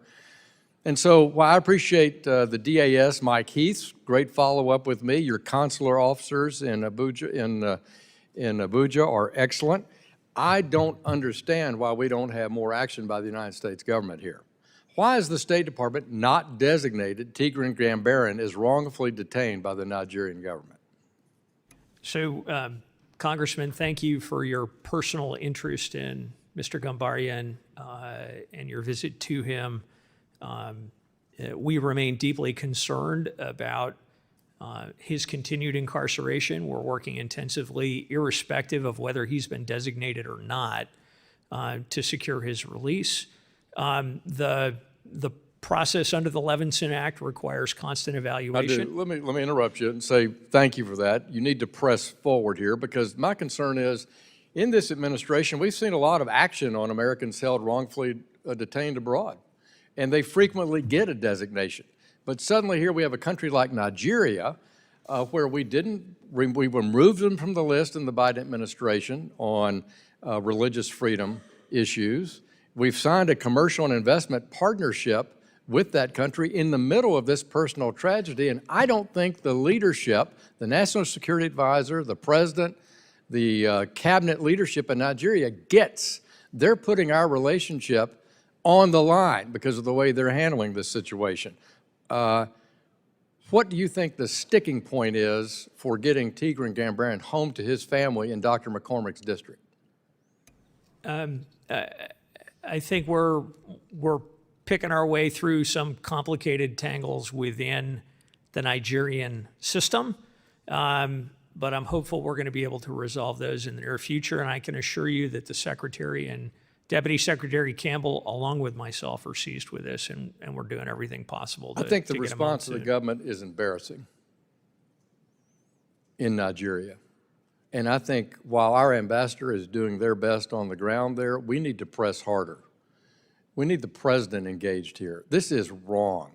This is a dispute that is in no way involves Tigran Gambaryan, and we're watching him decline in his health, and it's a horrifying situation. And this is one with a friend of the United States. We're not talking about Iran or Russia here. We're talking about Nigeria. Will you give me your word you will do everything you can in your power to get Tigran home to his family before Christmas? I will certainly do everything I can. Yield back. Our government's efforts in Africa are a disgrace, and the level of execution and attention we're getting from this administration. We and the people of Africa demand more. But in the meantime, the chairman recognizes Ms. Manning from North Carolina. Thank you, Mr. Chairman. And I would like to wish a full and speedy recovery to my good friend Joe Wilson. We look forward to his return to Congress. Undersecretary Bass, thank you for being here with us today. Thank you for your testimony. I am deeply concerned about the case South Africa brought to the IJC targeting Israel for its operations in Gaza and accusing Israel of genocide, which our own State Department has said is unfounded. So what are you doing to make clear that we oppose South Africa's move and that it undermines our relationship with South Africa? Well, Congresswoman, thank you for raising that, and I would just echo Secretary Blinken's observations that the ICC prosecutors' requests for arrest warrants are shameful. This is not the proper focus of the ICC. As you know well, it was intended from the outset to focus on countries where there is not an effective independent judiciary, and that's obviously not the case in Israel. What we're focused on now is ways in which we can most effectively influence the court's deliberations of this request. We've submitted a brief in support of Israel, articulating and underscoring why we believe that this request is unwarranted, and we're continuing to pursue that with intensity. I understand, and I appreciate that, but I am concerned about how we are making sure that South Africa understands our position on this issue. And we talked earlier in this hearing about the humanitarian disaster taking place in Sudan, where 11 million people have been displaced. More than 25.6 million people are facing acute hunger, with 700,000 on the brink of famine. And we know that South Africa refused to arrest Sudanese dictator Omar al-Bashir when he visited South Africa after the International Court of Justice had issued arrest warrants for his crimes against humanity and genocide. And this past January, South Africa hosted Mohammed Hamdan Dagalo, a Sudanese warlord accused of war crimes against humanity.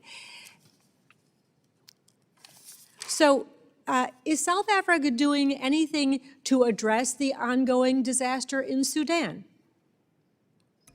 So, Congresswoman, we have a vigorous ongoing dialogue with the new government in South Africa, and will be later this week sitting down with some of the senior officials in their foreign ministry to discuss these and other issues on the continent that are of such But to your acute knowledge, concern they're to not us. actually engaging in trying to improve the situation in Sudan. Do you have any idea why South Africa is ignoring a disaster so close to them, but is instead setting its sights on Israel, including hosting Hamas leaders after October 7th? They hosted Hamas leaders in December, after knowing full well that Hamas had committed grotesque atrocities against Israelis on October 7th and took 240 hostages, including Americans. Well, certainly have not agreed with South Africa's position on the conflict at any point in time, and we've made that clear to them, and we continue to vigorously engage them to try to change their views and position. Thank you. When I was in South Africa earlier this year, we heard repeatedly about the level of government corruption that has become normalized.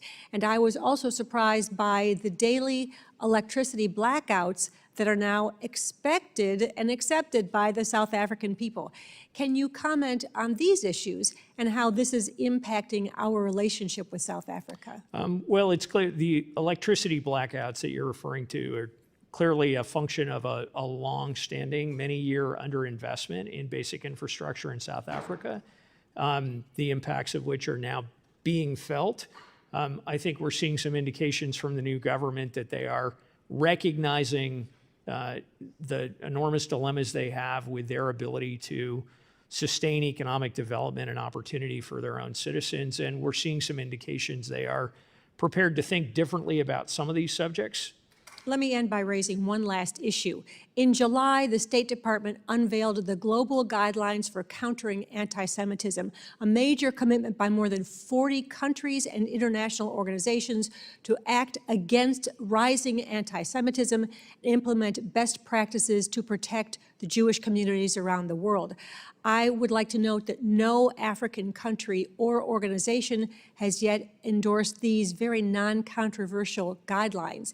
And as Acting Undersecretary for Political Affairs, will you commit to making sure that chiefs of mission across the regional bureaus are aware of this and actively engage in advancing these guidelines to our partner countries in Africa? Yes, and we're continuing to work closely with Ambassador Lipstadt in building off of the very strong foundation of the initial commitments. Thank you very much, and I yield back. The gentlelady yields back. The gentleman from Indiana, Mr. Baird, is recognized for 5 minutes.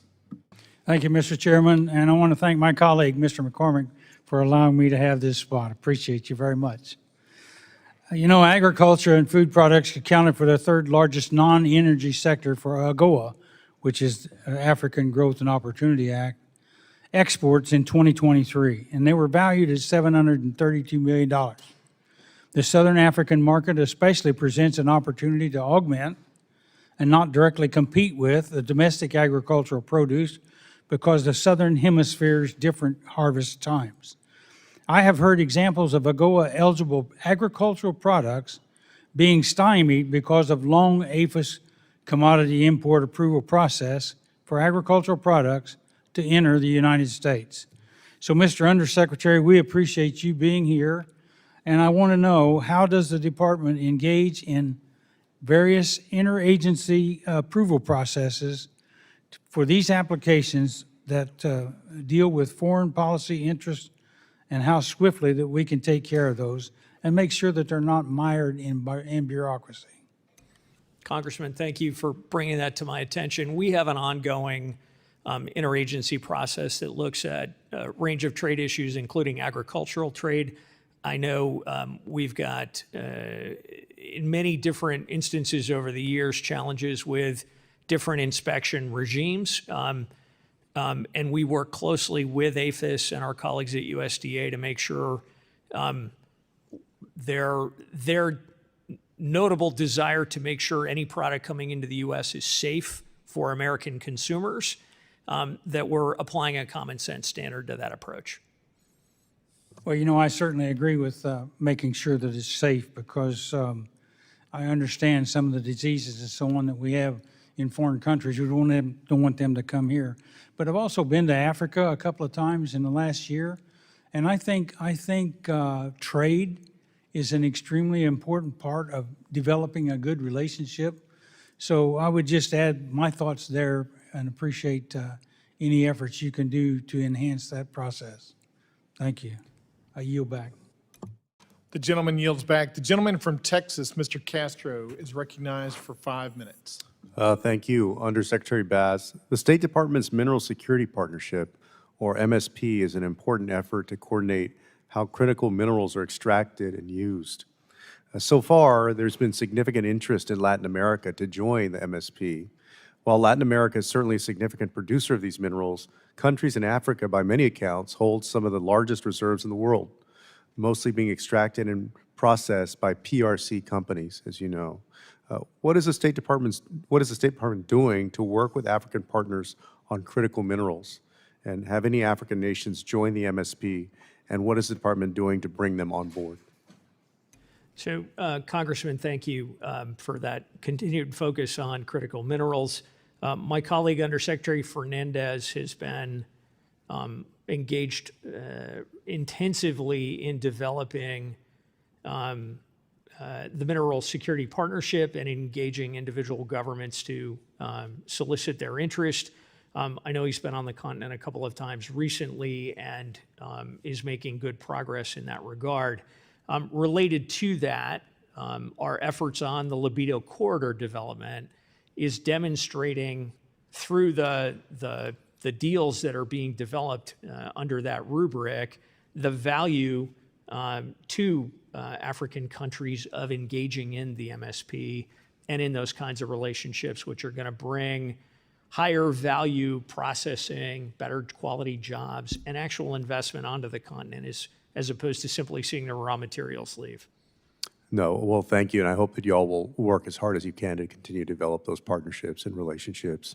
And following up on the PRC's presence in Africa and the growing Chinese influence in Africa, as you know, China for several years now has had a very aggressive Belt and Road Initiative, and it includes ambitious plans for different places in the world, including Africa.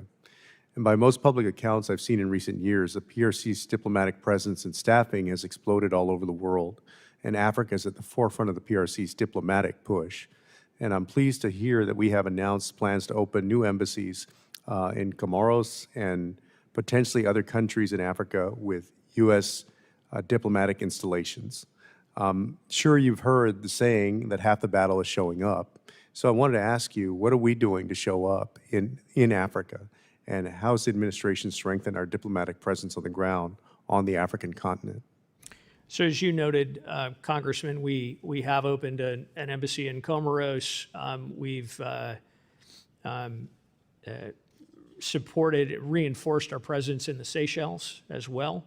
And we're looking at other opportunities on the continent. We're also focused on ensuring, to the best of our ability, with the workforce we have, with the resources we have available to us, that our embassies in Africa are fully staffed. We got a ways to go there because we have a worldwide shortage, if you will, in terms of people relative to the positions we have. But importantly, we're making sure that the people we have on the ground, to the best of our ability, have the tools, to your point, showing up. We want to make sure that through our exchange programs in particular, and through our support for chambers of commerce and other parts of American society, we've got a much wider range of the United States present in these countries, engaging them on issues that are of interest to those people and those societies. Wonderful. And where are we opening this embassy? And are there additional countries where the United States is establishing a new diplomatic presence? So we're in the process of evaluating, again, depending on what the budget looks like for FY25, where we can potentially open some additional small embassies to make sure we've got a persistent presence. Thank you. I yield back. The gentleman yields back. The gentleman from Pennsylvania, Mr. Perry, is now recognized for 5 minutes. Thank you, Mr. Chairman. Mr. Secretary, thanks for being here. I'm going to turn our attention, or your attention, to Somalia. As you know, we have U.S. troops there, and there are other actors, Turkey, UAE, Egypt, playing a role right now. Somalia just received lethal aid from Egypt, and I'm wondering, now that al-Shabaab and the Houthis are coordinating more closely, assuming that Iran has a stake in that as well, with what's happening in the Red Sea and commercial traffic being rerouted, what's your honest assessment, let's say, of the next 6 months in Somalia?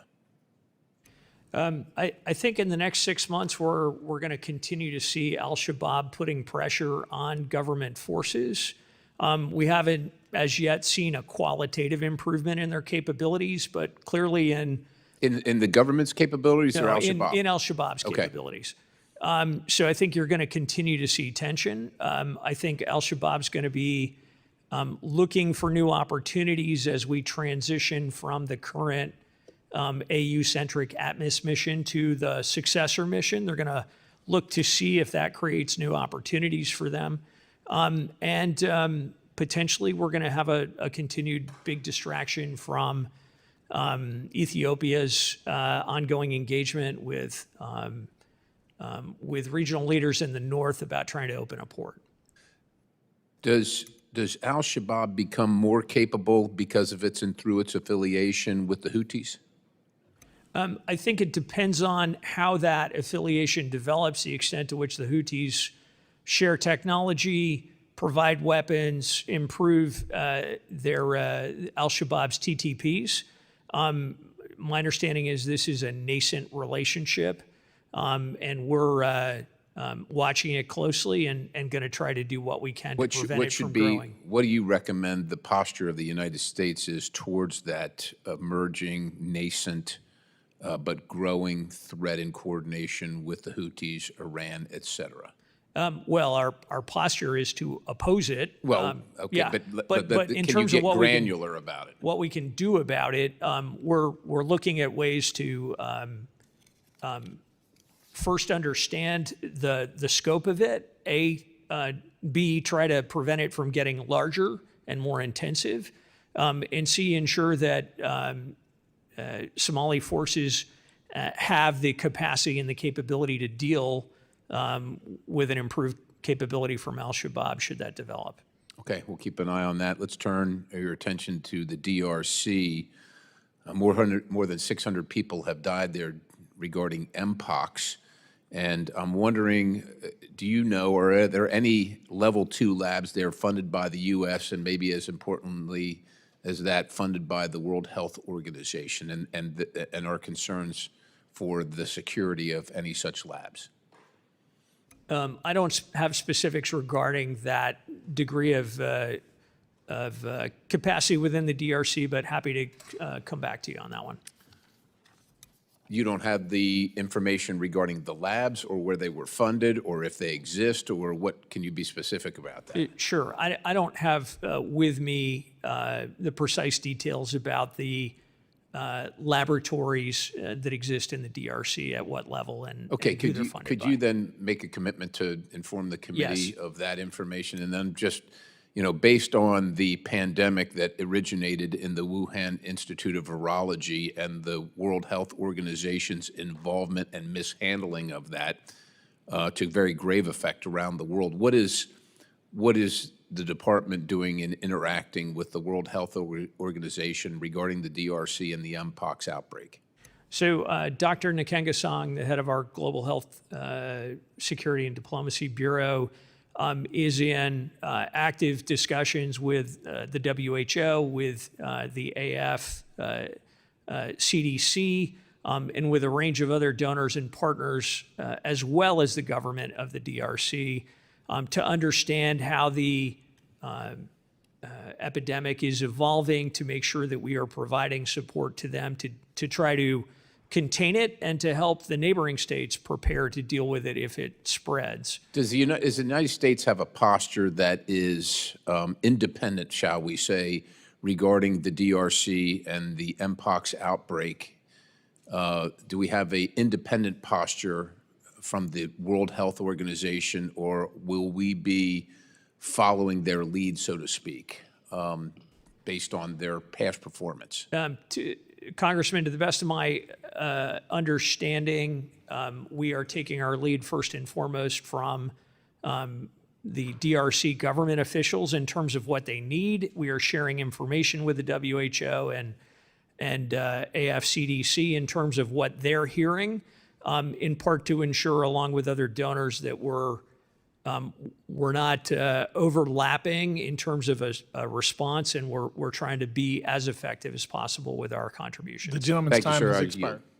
The gentleman from Arizona, Mr. Stanton, is Thank you very recognized much, for 5 Mr. minutes. Chair. Like other members of this committee, first let me say that we are wishing all the best to our colleague, Joe Wilson. He has been an outstanding friend and leader on this committee, working in a bipartisan way, particularly for me on the issue of supporting the people of Syria in their fight against Assad and the fight for freedom in that country. I appreciate him very much.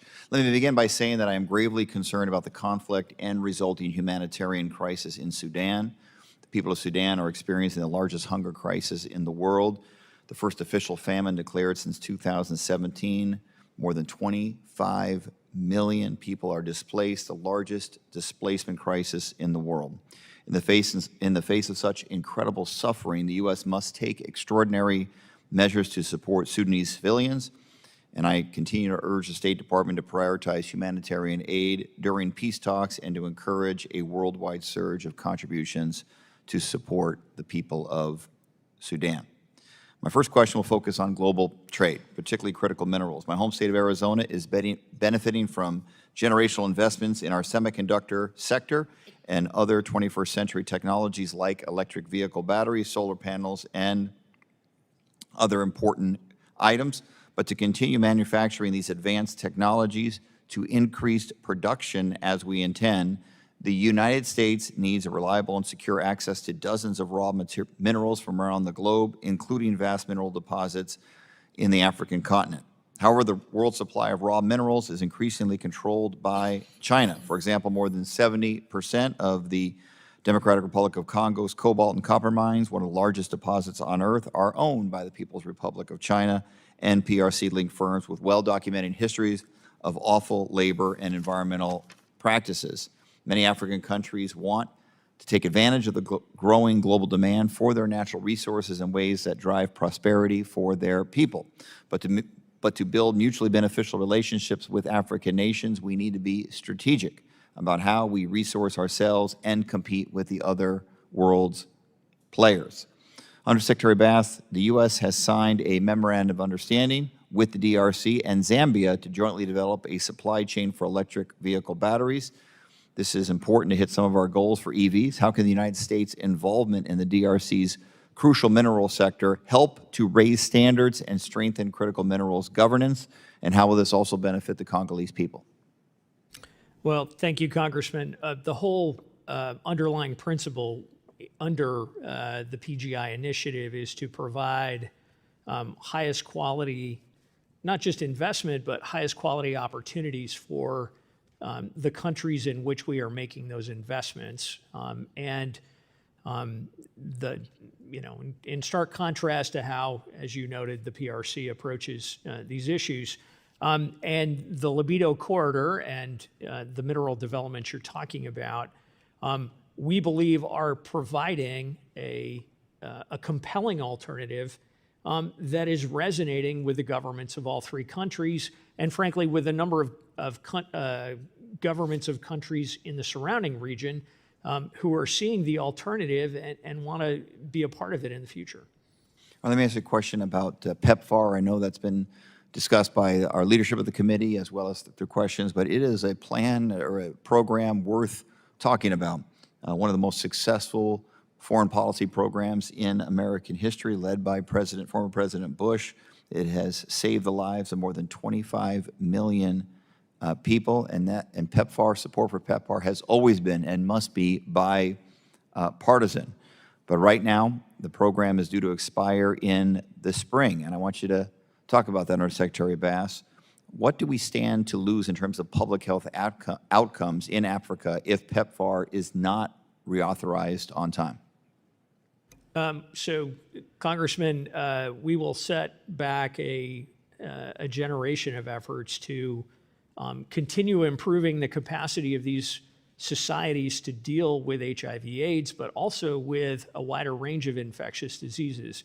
A key piece of PEPFAR has been building out the capacity of public health institutions, educational networks, and non-governmental organizations in many of these societies. And in the absence of this organizing program, inevitably we will see reductions in capacity and effectiveness. The United States invests more in global health in Africa at a magnitude unmatched by any other donor country. I hope that continues. It needs to continue.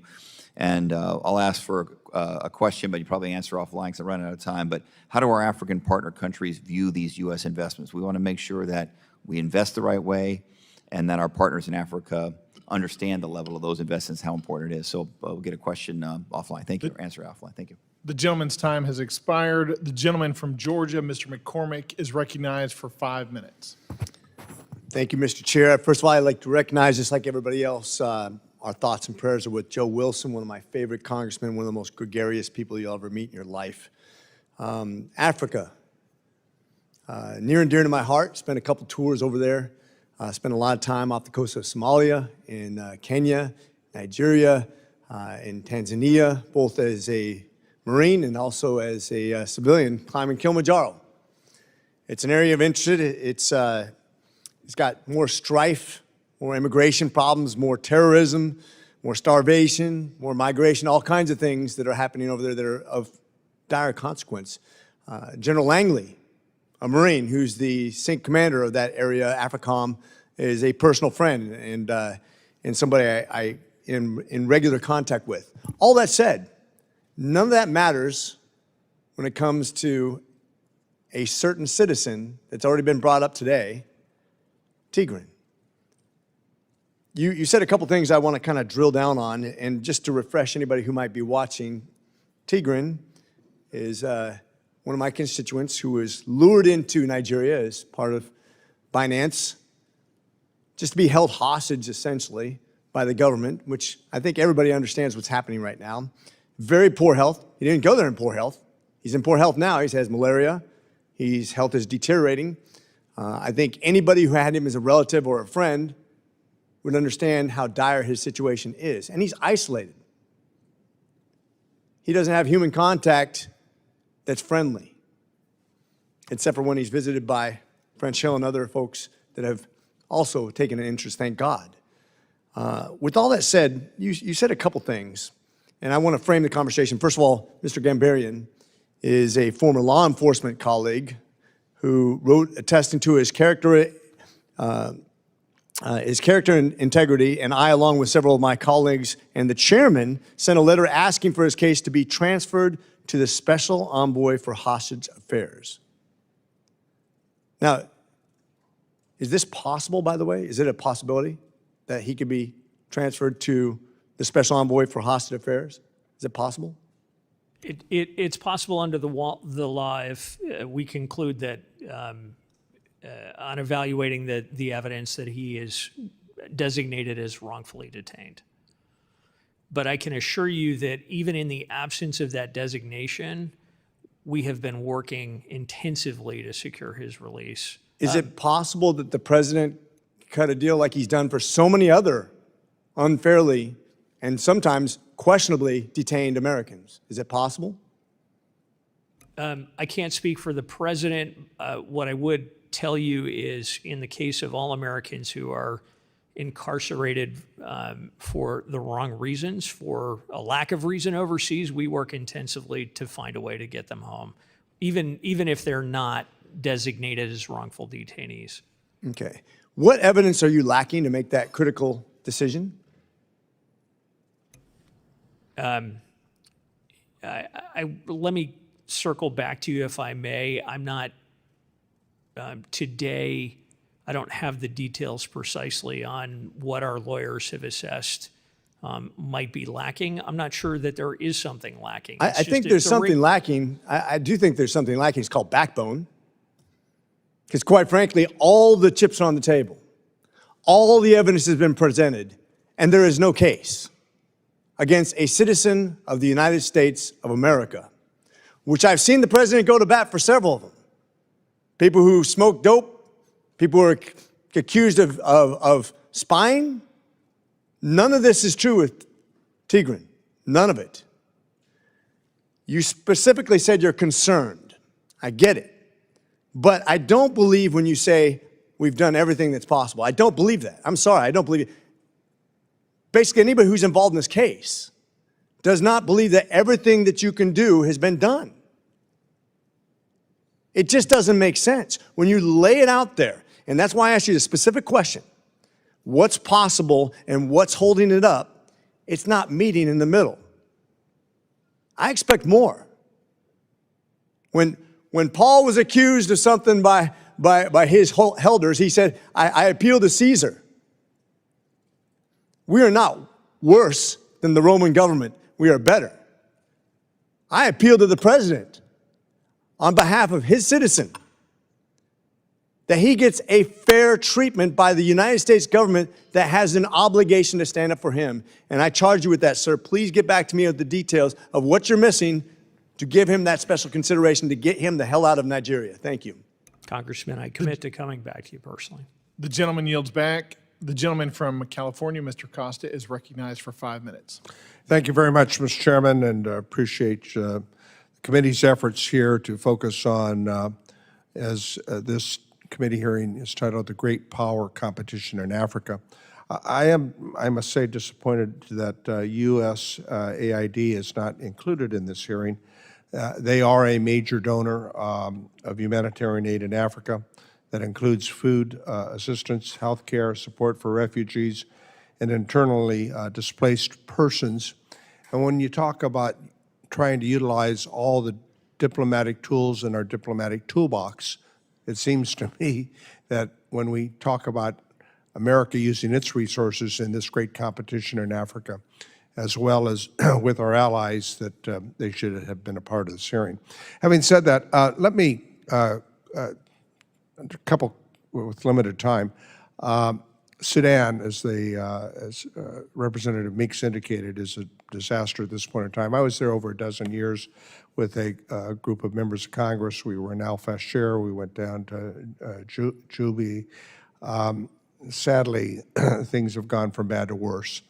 What would you say in your opening comments in response to our efforts with our allies? Are we trying to put together some sort of a plan to deal with not only the humanitarian crisis that's in Sudan, but all the other facets that are part of the horrific efforts or the challenges that are going on there?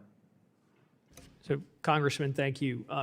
First, we remain the largest humanitarian donor, as you may know, to the response in Sudan.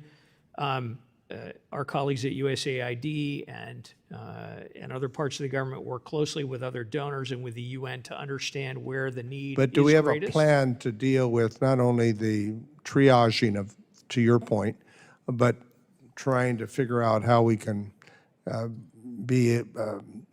to end the civil war and to try to figure out how we can move forward? Yes, we're engaged in an intensive diplomatic effort now to build off of the agreement. Working not only with our allies, but with our African partners who are responsible in that area? Absolutely, including the African Union chair and a number of the surrounding neighbors who have influence to some degree over the combatants. Well, this is critical. I'd like to know more about that, but let me move on. The Belt and Road Initiative that China is, and we know China's policy toward Africa is dominated by minerals and energy. But in your analysis, these summit agreements that China has reached with Africa, how ironclad, and what do you think the longer-term influence is a part of those agreements? I mean, I think a lot of these African nations are wearing an understanding that they come with incredible strings attached. And a lot of these Chinese companies are obviously very corrupt. So I don't think it's an accident that the top line number out of this recent meeting in China is very similar to our announced support at the African Leaders Summit of $55 billion. Obviously, big difference between our support and the way we invest as opposed to China making $50 billion in predatory lending available on the continent. I think what we're seeing as we get deeper into the Belt and Road being implemented is many more tales of buyer's remorse and a higher degree of caution on the part of governments who may be offered a certain amount of lending from China, given the examples under which China is deeply resistant to changing loan terms or extending repayment terms, as we saw in Sri Lanka. Do you sense an imbalance taking place? Of course, France is one of our allies, but with France's changing participation and Russia's engagement, obviously Russia is an adversary of the United States, and they certainly will provoke as much havoc as they possibly can. How do you see that playing into the current challenges we face?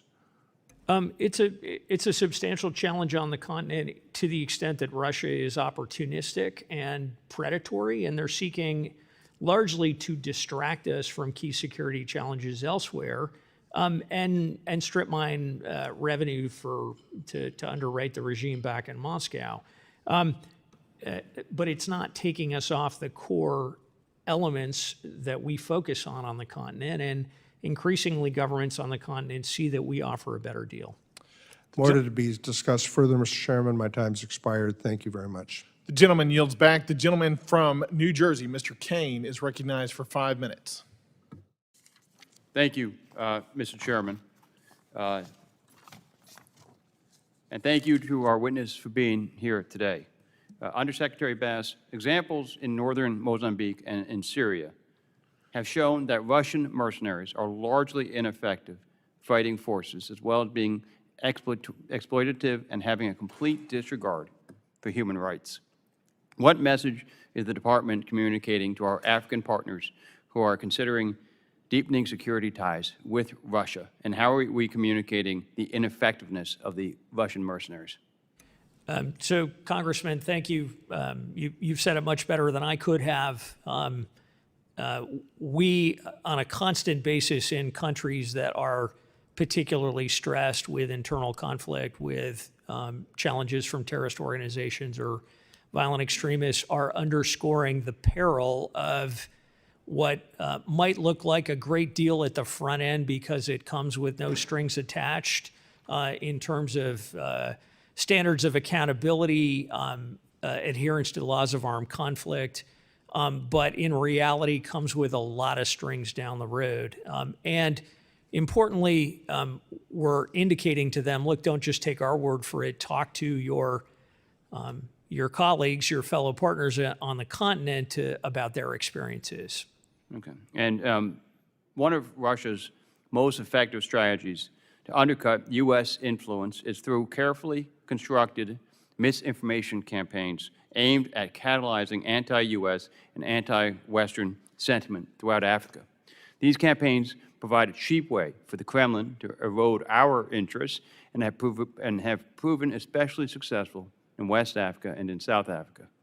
I am concerned that too often the Department is focused on countering misinformation rather than engaging in a proactive information campaign to highlight the value that the U.S. brings to the continent. How is the Department prioritizing not just countering misinformation in a reactive way, but also creating a clear, proactive strategy to the information space? So we, in addition to the work we do on disinformation, we charge each of our embassies on the continent with having precisely that proactive, affirmative stance tailored to their society to demonstrate, is it formal media, is it social media, is it in-person engagements that is going to get the greatest impact? And we're trying to use, to the best of our ability, all of the tools available to us. Public diplomacy sections are often the most understaffed in embassies around the continent. Recognizing the importance of PD officers to create effective, localized media campaigns, what is the department doing to incentivize and attract qualified individuals to these roles? So we're continuing to balance our global responsibilities to staff our embassies with some of the acute needs on the continent. We've this year, for example, to deal with our shortfall in staffing, we took some positions off the list of opportunities in other regions, in part to make sure that we had more people filling the need in Africa. I'd note, in addition to the individual public diplomacy sections, we also have some pretty effective regional tools. We have a media hub, for example, that covers the continent, that provides opportunities for U.S. government officials to reach wider audiences, brings journalists from a number of countries together, and we find that's a pretty effective way to reach a wider audience and get our message out there. And then finally, how can the U.S. development agencies, such as USAID, DFC, and MCC, expand their role in promoting sustainable and inclusive economic growth in Africa, particularly in contrast to Chinese and Russian investments that often create long-term dependency and debt? So the most important thing at the moment is to reauthorize each of those programs. They are playing essential, vital roles.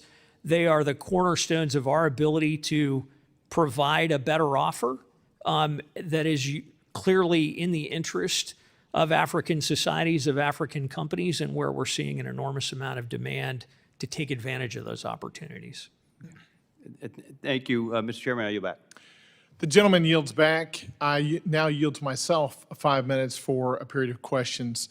Undersecretary Bass, thank you for your time today. I've got 2 areas of concern I want to talk to you about. The first is this: the Central Bank of Central African Economic and Monetary Community, also known as CMAC, has implemented an arbitrary deadline of September 30th for international oil and gas companies to agree to controversial foreign exchange regulations that create double jeopardy risk. I'm concerned that if this regulation progresses, it is going to have a negative impact for American oil and gas companies that operate in the region and the countries within CMAC. By 2050, it's estimated that this regulation would reduce capital investment for the region by $45 billion and reduce government revenue for CMAC countries by $86 billion. Undersecretary Bass, can you speak to the department's engagement with Treasury and the interagency on this issue? Has there been coordinated interagency advocacy to the IMF on the importance of clarifying that these restoration funds are ineligible to go towards the gross forex reserves of these countries? Congressman, to the best of my knowledge, we are engaged and focused on this issue, but with your permission, would circle back to you with a more detailed answer. Thank you. I'd appreciate that. The specifics of that interagency action is very important to this committee, and we'd like to know what you guys are doing to push back against these regulations. What happens, a second question on that, what happens when existing Western countries, companies, are run out of the region due to these regulatory issues? Who fills this vacuum? How does this undercut U.S. interests in the region? So I think it depends circumstantially on individual countries. Sometimes there's a local actor who thinks they're going to fill that space, and there's often buyer's remorse down the road. Other times there might be other foreign investors who are less principled, lower scruples. So just underscoring your concerns about this taking legitimate companies with high standards out of the market. Yeah, it's not a good thing if that happens. I think you and I can agree that we want more Western oil and gas companies in that region. Would you agree with me on that? Yes. Thanks. All right, now on the second issue, I want to talk to you about illegal, unreported, and unregulated fishing around Africa. China operates the largest illegal, unreported, and unregulated, also known as IUU, as you know, fishing fleet throughout the world, notably in Africa. IUU fishing off the coast of Africa costs the continent an estimated $11.2 billion in annual revenue loss and is a direct threat to the food and economic stability of coastal African countries by robbing fishermen of their catch. And we know when there's this instability from a food standpoint. That just drives folks to terrorist organizations or other organizations that are contrary to our national interest. It's been estimated that more than 60% of the global catch of China's global distant water fishing fleet, worth $5 billion, takes place in West Africa. The CCP directly encourages these illegal operations by providing subsidies for its distant water fleets, worth $1.75 billion in 2019 alone.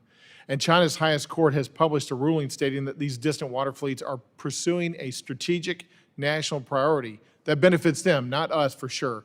Under Secretary Bass, I've introduced legislation focused on improving the capacity of African partner countries to counter IUU fishing off the coast. What's the department currently doing to help African governments understand the intent and scale of the damage being done by Chinese fishing fleets in their waters? Well, Congressman, I want to thank you for your personal interest in this issue. It is an acute concern of coastal nations in Africa, particularly, I think, on the Atlantic Basin. I think it's one of the reasons why, again, you've seen some hesitation about allowing a permanent Chinese naval presence in a country.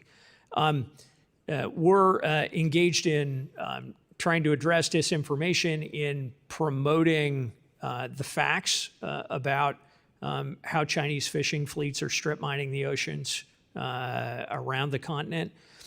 We're also engaging on a practical basis with a number of countries on the coast to help them tell us what they need to be more effective in addressing their maritime awareness and being able to properly understand and regulate what's happening in their exclusive economic zones off their coasts.